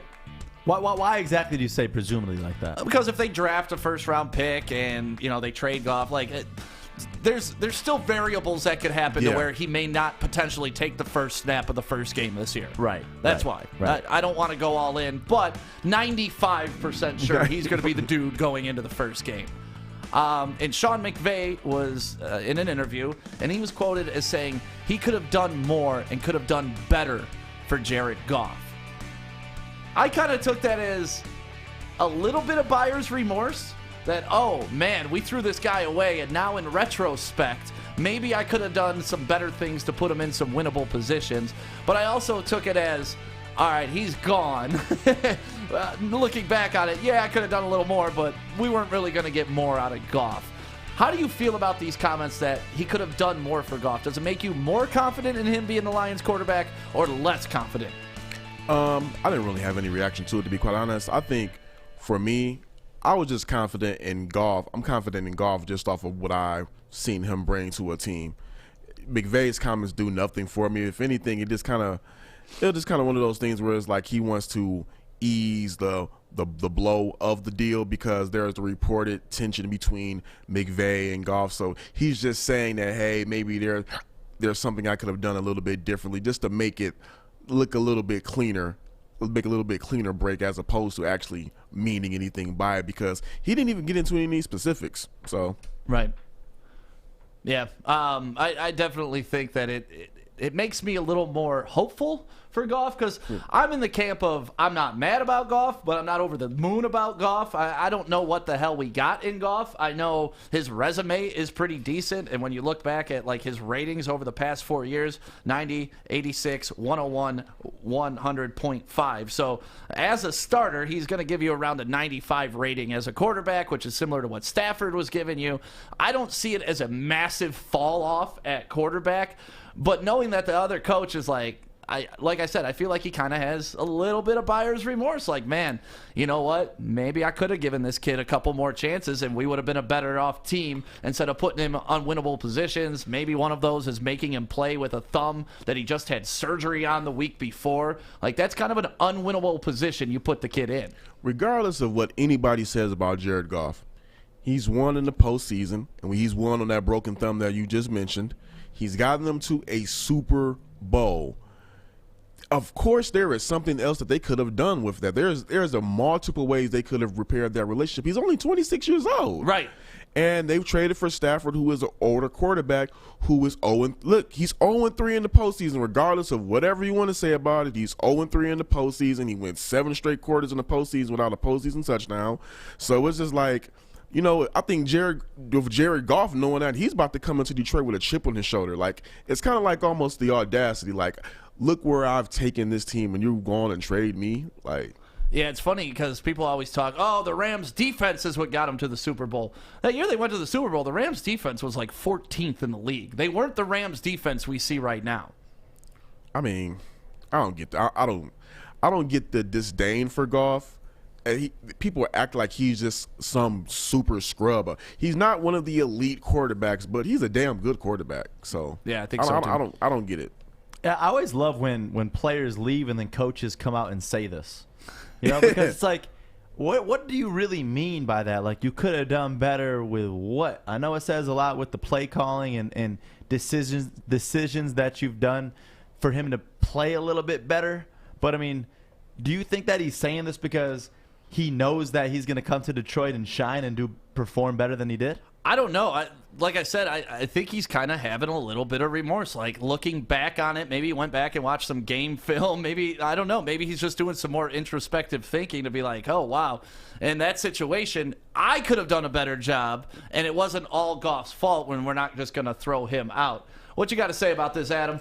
I think you're looking way, way, way too much into it. Am I? Yeah, 100%. All right, so first of all, Jared Goff is a very decent quarterback. He's above average for sure. I think we can all agree on that. Same with Stafford. McVay really is just sending him out on a good note. He doesn't want to trash the guy as he trades him away, if that makes sense. Like, you're trading away a guy. So you think he's lying? I don't think he's lying. I think what he's doing is he wants to put it to bed in a good way. Yeah, that's what I'm saying. He doesn't want to go into the next season with this rivalry with Jared Goff. I think he's just putting it to bed. He looked back at the tape. They only scored 3 points in a goddamn Super Bowl. More issues than Jared Goff that they've had over the last three and a half years. Goff played injured this year. I think when he comes out and says that, I think there's a lot of honesty to it, but there's also I just want to put this in the bed. I got Stafford now. I'm moving on. If I'm Stafford, how am I feeling? Like, okay, this guy shorted his last quarterback. Is he going to do the same with me? No, he traded multiple picks and their franchise quarterback to get you. I don't even think that's a conversation. God, I cannot wait. Like, I am already itching for NFL football. Like, I really just want to see how history plays out with this trade. I don't care if it's 3 years from now, 5 years from now. I kind of want to just fast forward, look into a crystal ball and figure this all out, because it's going to be really interesting to see how this plays out, how McVay is going to handle Stafford, because Stafford came out saying he didn't say he wished he did more, but he said he wished he had more opportunities in big games, which kind of pissed Corey off, because Corey's like, dude, you were 0-3 in the playoffs. How much bigger games do you want? So if you got the coach feeling like he could do better and you got the quarterback feeling like they could do better, hopefully they're right for each other. McVay is going out on a fucking limb for this guy right now. A guy who's accomplished nothing significant in his career outside of playing for the Detroit Lions and being a stable quarterback for 12 years. Yeah. 0 division titles. You play 2 huge games a year. You play away to Chicago and you play away to Green Bay every single season. Those are huge divisional games that you need to win. You don't win them often, rarely ever. Second thing for McVay, he put his job on the line. McVay is now under pressure. Either get back to a Super Bowl and deliver, if he can, or you're going to have to be in the NFC Championship game 2 out of the next 3 seasons. That's the reality. Anything under than that is shorting. He knows it because his defense is peaked. They have 2, maybe 3 more seasons left with an elite defense. Yeah, if they don't win in the next 2 years, this whole trade was a failure. Oh, it's a big fuck up, and it'll probably cost him his job. It'll probably cost the GM his job because they mortgaged 2 years of picks that could really, really help the team significantly, but they're going for the Super Bowl. So as long as it pays off, which in my opinion is multiple NFC Championship appearances, I think they're fine from that. What do you think, Joey? I agree. I mean, obviously there was a lot with this trade, especially when you see McVay, for him to go after Stafford and offer what he did with the picks and just this trade was way bigger than it was. But for Detroit, I mean, that's all we care about now. So it's like, with Detroit now having Goff and everything that he's done in his career, I mean, we got to see it in Detroit within the first couple seasons too. Yeah, but we're not Super Bowl or bust. Like, that's the thing. We didn't mortgage our future to try to make the Super Bowl. We mortgaged our best player to try to get assets to build for like a 4-year plan. All you're looking for out of Jared Goff is you're looking for 2 years of stability, good quarterback play, limit the turnovers, make the team a competitive football team. And in 2 seasons, in my opinion, they should have had enough time to build a very good roster. If they can't do that, or they don't feel like Goff can take them to the next level, in 2 years they can move off. They could move off after this season for only a $15 million cap hit. It's not that bad. Right. But I think they stick with him for 2 years minimum. And then they make the decision whether they're going to re-sign him or they're just going to let him go for free. Yeah, well, history will play itself out. It's just anytime I see a coach, like, the trade happened a couple weeks ago, and he's still coming out with new quotes. Like, either he's still thinking about it or something else is going on there. And maybe I am overthinking it, but either way, you bring up our quarterback, keep his name out your mouth. He ain't yours. He's ours now. That's all I got to say to you, Mr. McVay. You got Stafford and his wife wearing backwards hats on their yachts, rocking the Rams. I didn't like that, but here we are.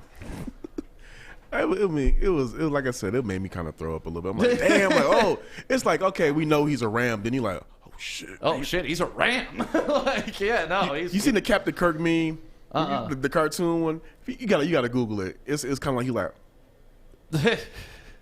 Yeah, no, it was just weird to see that. It's weird to see Stafford in another uniform, but I'm sure it'll be weird for LA people to see Goff in another uniform too. Got to give a shout out to Levels Provisionary Center. They are opening in Ferndale coming up around Easter time. Actually, Joey and I are going there today, right after the show, right? Oh, I'm excited. Yeah, we get a little sneak peek of Levels. If you can follow them right now on Instagram, it's @EnjoyLevels. They're going to change the game for dispensaries in Detroit, so make sure you pay attention to these guys. Great product, great prices, super clean, super nice, super easy. @EnjoyLevels on Instagram. Give them a follow real quick. So we talked about the Tigers a little bit. Spring training today, obviously, against the Yankees. Then we got Miggy.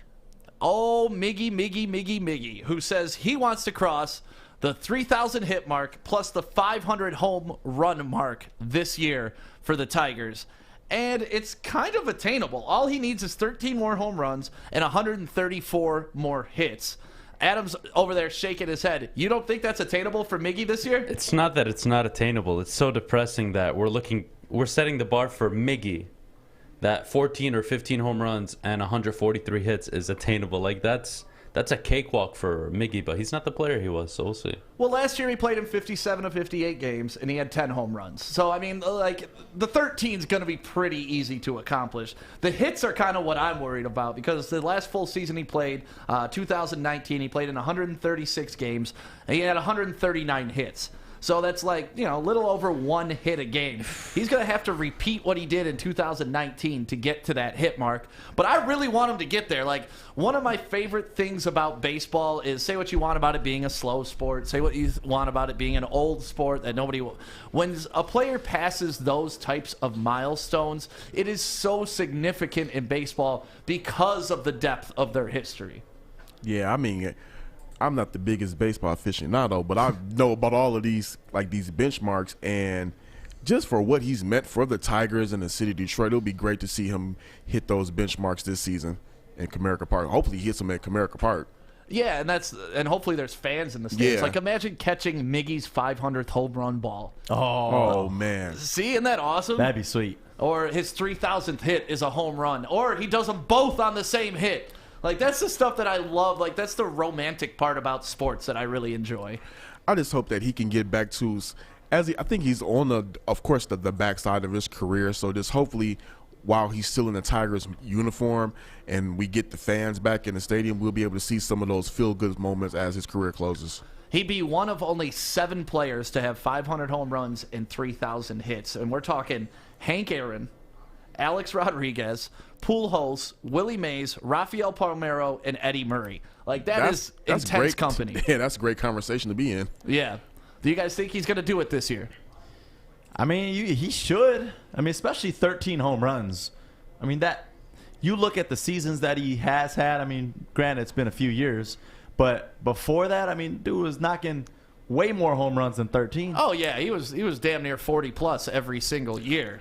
I don't know if he hits it or not, but I think he'll be more motivated than before to go ahead and hit these, especially since he's now talking about it. Yeah, and they're also not going to just solely use him as a DH this year, which to me always helps players like in the field of play. Like if you're playing first base and you're in the rhythm of the game, it's a lot easier than sitting there for an hour between at bats and just trying to keep yourself warm. And Hinch said he's not just going to be a DH this year. He's going to slide him over to first base and let him play a little bit of first, which, like I said, makes Miggy happy, makes him more a part of the game. So hopefully he'll get those hits. Hopefully it's just one of them comeback seasons. Like again, I don't know if it happens. This will be a real good feel-good story. Adam, you think he's going to hit the mark? I really want him to. I don't see it being possible. His injury history is just too much. I don't know if he plays first base and stays healthy all season. He's got to bat 260, 270 to get the hits, which for Miggy is doable, but you just don't know. Right. He looks in really good shape, but we always say this every spring training that he looks in good shape. That is the definition of the past 10 years of spring training for Tigers baseball. Miggy looks in the best shape of his career. Yeah, and that's just how it is. So it needs to happen before I say it happens, if that makes sense. The 13 home runs I think is very attainable. I think he still has some pop in his bat. Whether or not he can see the ball how he used to and react quick enough to hit to opposite field, hit it up the center to get an easy base hit, that I don't know. We'll have to wait and see. The fact that he had 10 home runs last year in 50 games, you know, like obviously you project that out. He's going to have well over 30 if he keeps that pace this year. So, yeah. I mean, by mid-season, he should pass the 500 home run mark. How many more hits does he need, you said? 134. See, I think the hits is going to be the tough one. Yeah. Home runs, I think he'll hit it. Yeah, I think he'll hit the home run mark pretty easily. But those 134 hits, we may be down to like the last couple weeks of the season trying to get Miggy those hits.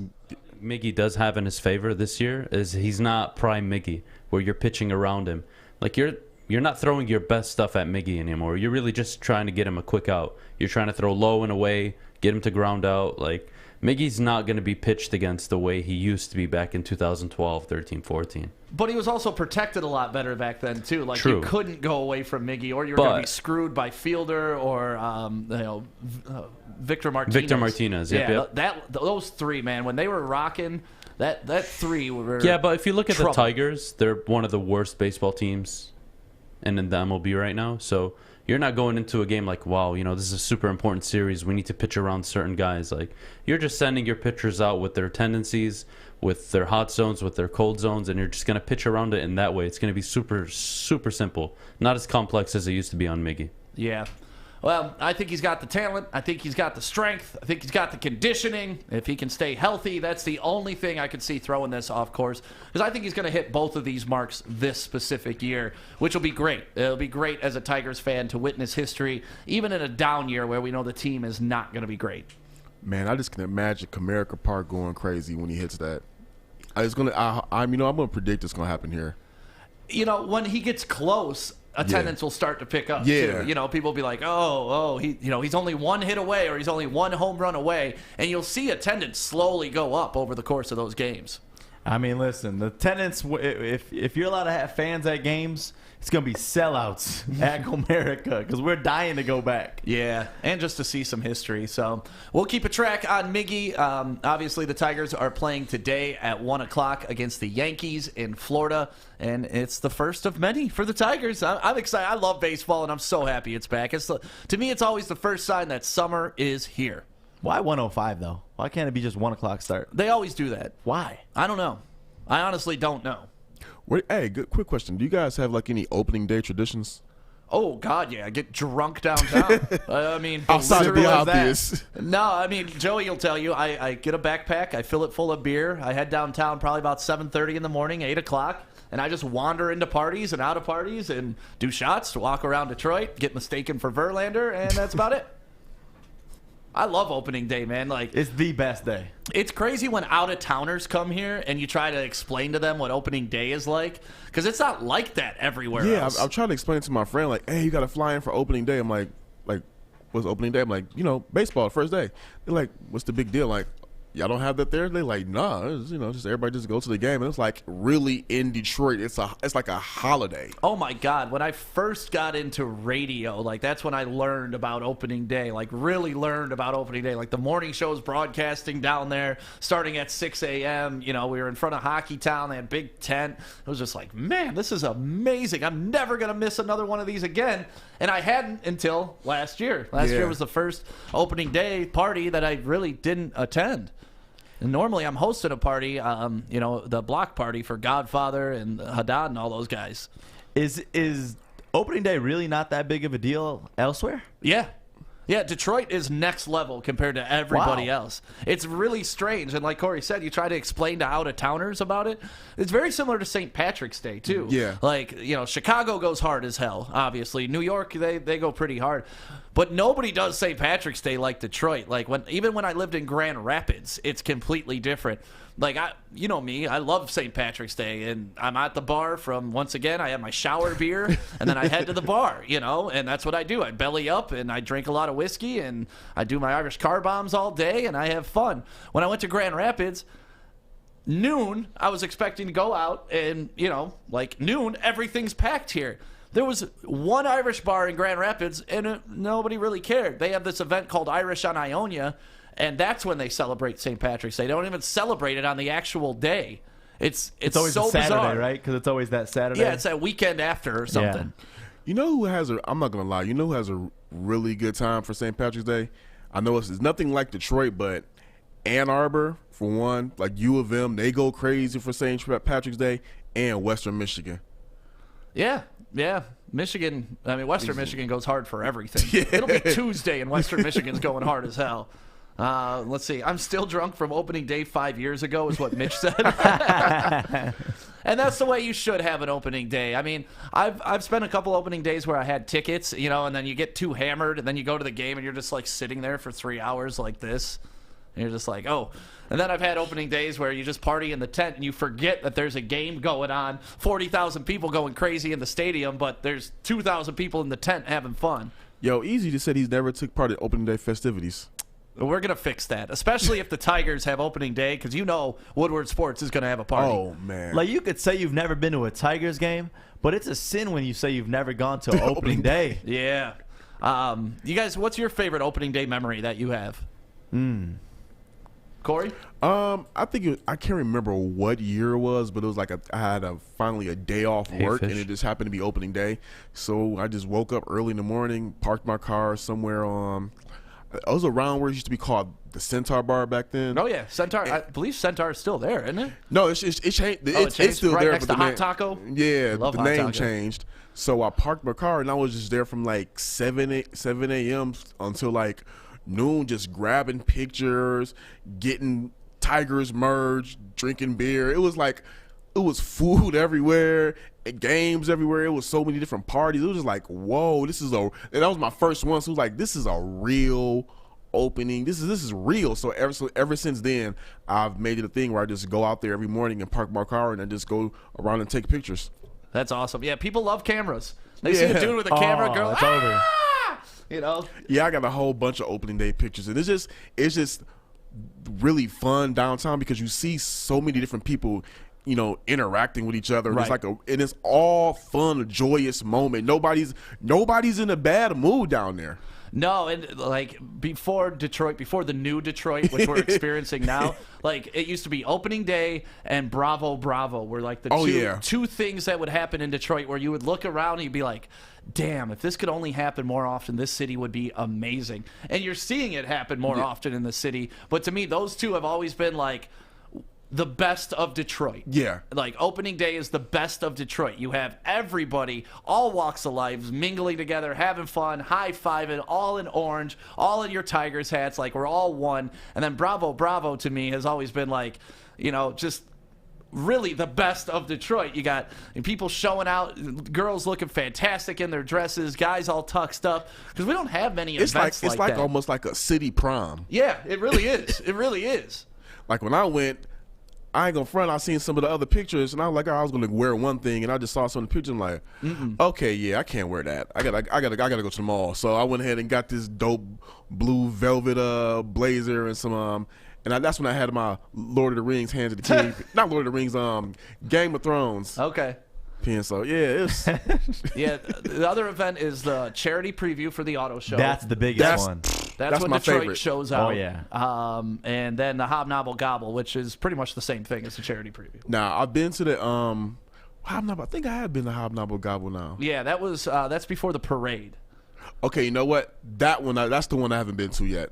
Okay. I haven't been to Hobnobble Gobble yet. But those to me are like the marquee Oh, yeah. events in Detroit where we really get to see the best of the city. And, you know, it was always, like I said, always kind of romantic to sit back on opening day and look around and you just see everybody from West Bloomfield, from Brighton, Right. from the east side, from downriver, you know, from Southwest. Everybody's all together just celebrating, having a good time. Charity preview is one of my favorites. Like when I've always wanted to go to that, and then when I finally got to go to one, I'm just like, that's one of the events where it actually lives up to the hype of everything that people say about it. Right. God, so I hope opening day happens this year. I really do. Like, we're already talking about St. Patrick's Day maybe being out some places as a network, but you don't know how the COVID guidelines and standards are going to be. Hopefully by April, we have a little bit more leniency where, you know, if it's an outdoor tent party, which we normally host anyways, that'll be good. It's crazy how surreal it just is, just talking about whether or not you can even have these events, because what we would do to not only just go to a sporting event, a game, but these huge iconic staple of events like opening day, and I miss them so much. I miss them so much. So much. We'll keep you updated on where Woodward Sports is going to be during those events. Adam, let's take a quick 15-second break. When we come back, I want to touch a little bit more on what golf did for Tiger Woods yesterday, because I think it's so important to look at this and analyze it and really see, I think, how people have grown over the past year. We'll talk about that next on the Woodward Sports Network. Hey, it's Joey from Woodward Sports, and I am here in downtown Fenton at Bridge Street Exchange. This place has so many amazing things for guys and ladies. This is the hidden spot that you got to come check out. I'm talking thorough good boots, best boots ever. They have barware. They got the Stormy Cromer hats. They got Carhartt hats, a huge Carhartt selection. They even got Snoop Dogg underwear. So go check them out, bridgestreetexchange.com, and use the code word WSN for 15% off. Welcome back to the Woodward Sports Network. This is the Morning Woodward Show. My name is Stick. We got Corey, Joey, Adam, and Fish in the building. Something beautiful happened out of tragedy over the weekend, and that is everybody rocking their Tiger Woods gear yesterday. And you knew it was going to happen. Like, for some reason, you just felt something like this was going to happen. And we talked about it a little bit earlier. We love it because it's nice to pay homage to somebody while they're still here. I mean, Tiger Woods has done so much for the game of golf, and he's raised awareness. He got a lot of those guys paid too. Oh my God! So it's like, and that's the ultimate paying homage right there. Like, hey, this is the least we can do. Yeah, and it really was great. Adam's got some of the pictures. Like, this was the staff in Puerto Rico. They all did the black pants and the red shirts, and that's amazing to see. You see other golfers doing the exact same thing. None of them rocking the Nike Tiger. Oh, there you go. I was going to say, you got to be rocking the red Tiger Woods Nike, man. But overall, it was just nice to see people embrace the moment without there having to be an over-the-top tragedy. Yeah, it was simply just an amazing gesture to look at. And like I said, he's done so much for the game of golf. He's probably the inspiration for a lot of the guys out there now. I mean, being who he was and is meant to the game. So it was just a beautiful sight to see. And he deserves it, especially, you know, now that people are able to refute those reports that it was something other than foul play. He was coherent. It just was an accident. Right. I'm interested to see the black box report, because they said his car was equipped with the black box technology, so they can tell how fast he was going at the time of the accident and all that. I'm fascinated to learn all that, to see really just what happened, because from all reports, that's a dangerous curve. He probably wasn't paying attention, went from 45 to 65, couldn't make the turn, and next thing you know, boom, rolling 700 feet down a hill. What you got, Fish? Yeah, so there were 2 golf tournaments this weekend. There was the one in Puerto Rico, which had the lesser PGA guys, but the main one was in Florida. Okay, yep. And all of them honored Tiger, correct? Correct. Yeah, and that's what they should do. And Tiger Woods had this tweet out just to thank everybody. And it's got to be really surreal to be Tiger Woods. You're sitting there in your hospital bed and you're just watching everybody kind of dress like you. And he said, "It's hard to explain how touching today was when I turned on the TV and saw all the red shirts. To every golfer, every fan, you are truly helping me get through this tough time." Imagine what that means to you, though, as you're there recovering and seeing the entire country, the entire world, like, I don't want to say the word remembering you because I feel like that's what you do when someone passes away, but like truly just honoring everything that he's achieved in his life, rocking the red and black. I mean, you got to think about this too. Tiger Woods is a killer on the course, and to be able to sit back and see your peers are, wishing you well and paying that type of homage to you, knowing that when you go out there, your sole mission is to obliterate them. That is like the ultimate respect. Yeah, and like we've been saying, man, it's just nice that they're doing this before he died. Yeah, like that's to me been the craziest. And especially after that documentary that just recently came out, where it was, if you watched it, it was not really the best look for Tiger for some things, and then the accident happened, so it was just kind of like a back-to-back thing. So for at least this gesture to happen, it's something he can at least smile and take in. Yeah, so very nice, everybody surrounding themselves and helping out Tiger. This is completely different than the last accident he got in where everybody was trashing him, trying to take his life from him, judging him, and obviously we hope he gets better. Another big thing happened over the weekend. We talked about it on Friday. Joey would not bet me on our high school basketball game. Dude, this is crazy because you sent me the video because I didn't see it. I was in the middle of a retreat, and then I get out and then I watch this video. Man. So St. Mary's, #1 in the state, taking on Brother Rice, number 20 in the state. Tie game 46-46. 1 second left. Kareem Rozier with the jumper. Look at the Brother Rice fan in the back. It's like that's where you just tuck your head down and go. And there was such a huge shot. I wasn't at this game, Joey. You weren't at this game, but you are familiar with Kareem Rozier, and that's why when I tweeted you it, I was like, your boy, because you gained a lot of respect for this young man out at the Let Them Play rally, correct? Oh yeah, and honestly, just from seeing him play too, like I respect his game because he's a littler guy too, and I always respect the smaller guys in basketball. And especially the ending to this game, like the confidence he had on that shot, right off of the pick, shooting over a bigger guy and ending it. Like, that was an awesome shot. Yeah, so needless to say, St. Mary's won by 3. There was 1 second left. You didn't get to see Brother Rice. They didn't get a shot up. But, you got that sophomore from Brother Rice. It was damn good. I believe he had 17 points. But overall, great game. I'm sad we had to miss it because that would have been one for the ages, man. Like, if we would have bet, that would have been so amazing. That would have been down to the wire one. I would have loved to see the video of both of y'all were there. Oh, my God. But I was able to tweet it to Joey, and that was just good enough for me. That was that satisfying for you? I was just waiting for you to open up your Twitter and see St. Mary's beating Brother Rice on a last-second buzzer shot. But what a great game. I'm surprised it was that close to be. And that's one of those, that's just the rivalry in itself. Yep. It doesn't matter if you're the #1 team in the state. It doesn't matter if you're one of the better teams in the country. Nope. The rivalry. You get up for those games. So St. Mary's beating Brother Rice. Hopefully, I'm not sure who St. Mary's is playing this week, but I'm sure it's a ranked team. Their whole schedule is ranked. And Brother Rice, they should be climbing through the ranks. And once the state playoffs come, I think Rice is going to be okay. But we had to mention that because Joey didn't want to bet on Friday. Now I know why. Adam, we just got a tweet sent to us. Can you pull that up on the screen? This is something we wanted to touch on real quick. It's Rare Disease Day tomorrow, if people didn't know that. And Rare Disease Day just passed. Sorry about that. This tweet was sent a couple days ago. But this is something that we really wanted to touch on. They want to help fund research to save a child's life in honor of Rare Disease Day. Visit NFL.com/auction, and you can bid on 2 tickets to Super Bowl 56 and a Kenny Chesney autographed guitar and other items. And it's raising awareness, and it's helping cure rare diseases for children. And we're we're always looking to give back in those types of ways. So if you want to go to the Super Bowl, NFL.com/auction, and not only are you helping maybe yourself get an experience of a lifetime, but you're also helping some youth in the area. This is Connor. That His definitely sister Morgan need it. has a rare This is disease sweet. called BPAN. They got like pure With no Michigan, cure or Ludington therapy, getaway it will cause her to packages. lose all function Whole and bunch of eventually things you could bid her on. life. Yeah, and this the is only the chance commercial that that was children put with up on, BPAN the have for Lions survival Twitter. is research, and we need your help to make it possible.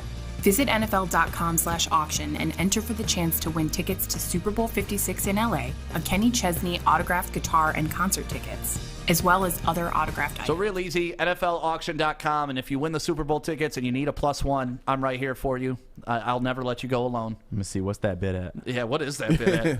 If you do win it, that would be amazing. It's one of my dreams to go to a Super Bowl, so it'll be awesome.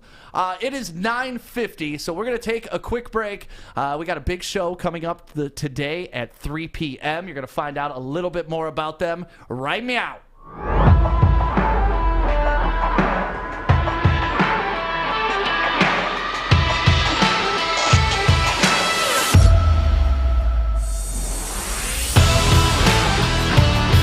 I'm Darren McCarty. I'm Pilar Lastra. I'm Tom Mazaway. Make sure you're checking out Detroit's newest sports show, The Hook, weekdays 3 to 5 p.m. here on Woodward Sports Network. You can catch us on YouTube, Facebook, or any social media platform out there. And don't forget our app, Woodward Sports Network, on your app store. Come check us out, Woodward Sports Network, in the afternoon.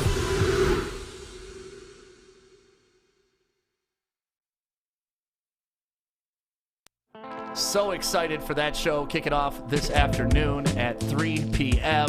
The Hook with Detroit Red Wing great Darren McCarty, and his energy and soul around this building has been amazing. Pilar, if you don't know about Pilar, she's been phenomenal to work with so far. Maz is kind of, what does D-Mac call him? Detroit's father? Yeah, Detroit's dad. Detroit's dad. And then you got Art, which is Art. We're going to start calling him Dad walking around. Yeah, Art is literally Detroit's dad of how many kids he has. He has pretty much seeded all of Detroit. And I got to give a shout out to Grow Green at growgreenmi.com. They're one of our sponsors, and they were one of the first on board here at the Woodward Sports Network. So if you are growing anything and you need any product or you're thinking about getting into it, make sure you go to growgreenmi.com and mention Woodward Sports.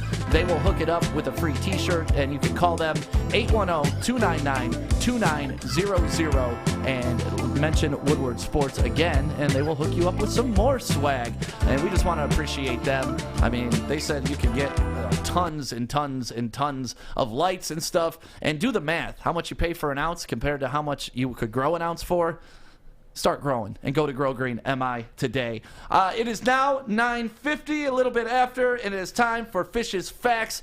Fish, let me hit you with your little sounder real quick. Is it time? Yeah, it is. Fish. Go fish. Fish Facts. It's fish. It's Fish. Fish, what you got for your facts, buddy? We have a few of them today. It is Monday, of course. The weekend just passed by. Cristiano Ronaldo has scored 47 goals in his last 47 Serie A matches. Dang. Nice. That's pretty impressive. And then we have another one from Germany. Haaland scored 43 goals in 43 games for Dortmund. Oh, wow. That's a lot of goals. Yeah. And then Sancho is the youngest player to reach 50 assists. He is the guy you see there. Haaland is the guy behind Sancho. Nice. Okay. I would hate to have that stat, because think about how much pressure there is on you every single game. Well, you got to score because you were at 42 goals in 42 games. You got to keep that pace up. You got right. to. Yeah. We go to basketball now. The Australian Basketball League, though, with the New Zealand Breakers, I was very happy about this. They got their biggest win in franchise history, 106-62. Damn, that was a beatdown. Yeah, they played 10-minute quarters, by the way. Okay, that's the difference between New Zealand basketball and NBA. Actually, NBA is the only one that does 12-minute quarters. The rest do 10. All right. And then Luka Doncic was 22 yesterday. What's he today, though? He's still 22, but his birthday was yesterday. He is the second player in NBA history with 4,000 points, 1,000 rebounds, 1,000 assists before turning 22. The other player is Stick. You love this guy, LeBron James. Hey, my homie, LeBron James. Now, LeBron James is a great player. I just don't like him as a human. What? How old was Luka when he came into the NBA? Were they the same age? No, Luka was a little bit older. He was, right? Yeah. Damn. So that's 22. Did he come in 2 years ago? LeBron 20? came in the league at 13. He literally was. And a half. He played in Europe when he was real young, though. Yeah, he played professional ball, probably younger than LeBron did. Yeah. Bets. Jazz Pelicans. I'm going with the Pelicans. You love the Pelicans. You always seem to bet on the Pelicans. Well, I bet on the Pelicans because they're odds. I just think their odds are higher than they should be. They should have lower odds, like maybe 100 or 120. They're the last one I did a couple days ago was 340. So I just think their odds are very good. You love Zion, don't you? I love Zion. Yeah, he's pretty good. Oh, he's amazing. Don't say pretty good. He's the best damn player in the league. He's the best player in the league. Thank you, Fish. Well, actually, Luka Doncic. Anyways, we have soccer today, Southampton and Everton. Everton is plus 104, Southampton plus 245. Could be one to choose. And then finally, the Tigers play today, baseball. Ooh, you betting on them? Yeah, they're plus 155. But it's spring training, so anything could happen. It is. Hope the Tigers will win today, and hope they have a good season. I do too, man. It would be nice to have. I just can't wait to go to Comerica Park, sit in the stands, and eat a hot dog. Like I'm really missing summer. Like because we didn't have summer last year. I feel like we've gone 2 years without a summer. And every time Stick goes to a game, he does get a sunburnt. I do. I am pasty as hell, but that's okay. Thank you, Fish. Those are your Fish's facts and Fish's bets of the day. We have one more. Well, not really a fact, but Fenway Park is opening up their stadium for fans. Like all the way? No. Okay. But they're opening up their stadium. Awesome. I've been to Fenway. So Anybody else been to Fenway? Hopefully Detroit. I went on a tour. I didn't Did go you? To an actual game, It's an amazing stadium. It is a good stadium. I sat in the right field, and like when you walk out of the right field section, you literally feel like you're on the field. It's a really uniquely set up ballpark. Yeah, it is a good ballpark. Yeah, I liked it a lot. Well, thank you, Fish. It Thank is you. now 9:55, and that means it is time for Joey's Dumbass of the Day. Now to present the award. It is Joey. It is time. Dumbass of the day. Why would you do that? And the loser is... The loser is... This one, honestly, is a winner at the same time because I just want to know what this dad did to deserve this. If you saw this posted on our social media over the weekend, you're going to laugh right here.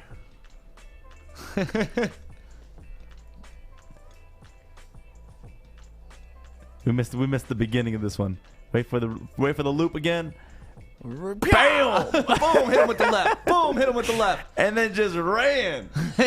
I want to know what this dad did to deserve this punch.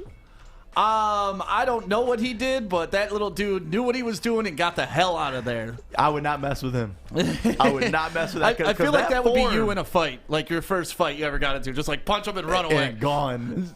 Man, that form was just like awesome. Yeah. Just like sized them up. Wow. I wish I had some context on what that was about. Yeah. Like, did he take away his toy? Did he do like what did he do to make that little man that aggressive? And that little man better get that under control because when he's a grown man, that's gonna get him in trouble. You're not getting any fruit stacks. I'm out. So who are we calling the dumbass? The little kid or the dad? The dad for whatever he did. That little kid's a legend of the day. Yeah, we don't know what you did, Dad, but you deserved it. He did. He definitely deserved it. But this kid, his form was just something that we needed to talk about today. Well, thank you guys for waking up with the Morning Woodward Show this morning. Hopefully you had some laughs. Hopefully you had some cries. Hopefully you celebrated some moments. And we got to talk some Detroit sports, which is always fun to do. Don't forget, coming up at 3 o'clock today, our brand new show, The Hook, is going to be here. They're on from 3 to 5. You can live stream them on Facebook, YouTube, Twitter, and, of course, our app that is free right now in the Apple Store. Just search Woodward Sports Network. You can download it absolutely free. And don't forget, coming up after Selection Sunday, our perfect bracket payoff, where we are trying to give you $500,000 for your perfect bracket. And even if you don't get the perfect, we got some cool prizes for everything else too, right, Joey? Lots of cool prizes to win. Yeah, lots of cool prizes. Just give me the PS5 and the TV, and we all good. We ain't got to worry about everything. Yeah, else. we're gonna have to lock that up here and make sure that doesn't go missing. And if it does, it's here? Oh, I mean, we're gonna have to lock that up somewhere else. You guys have a great day. Baligian and Bell up next at 11.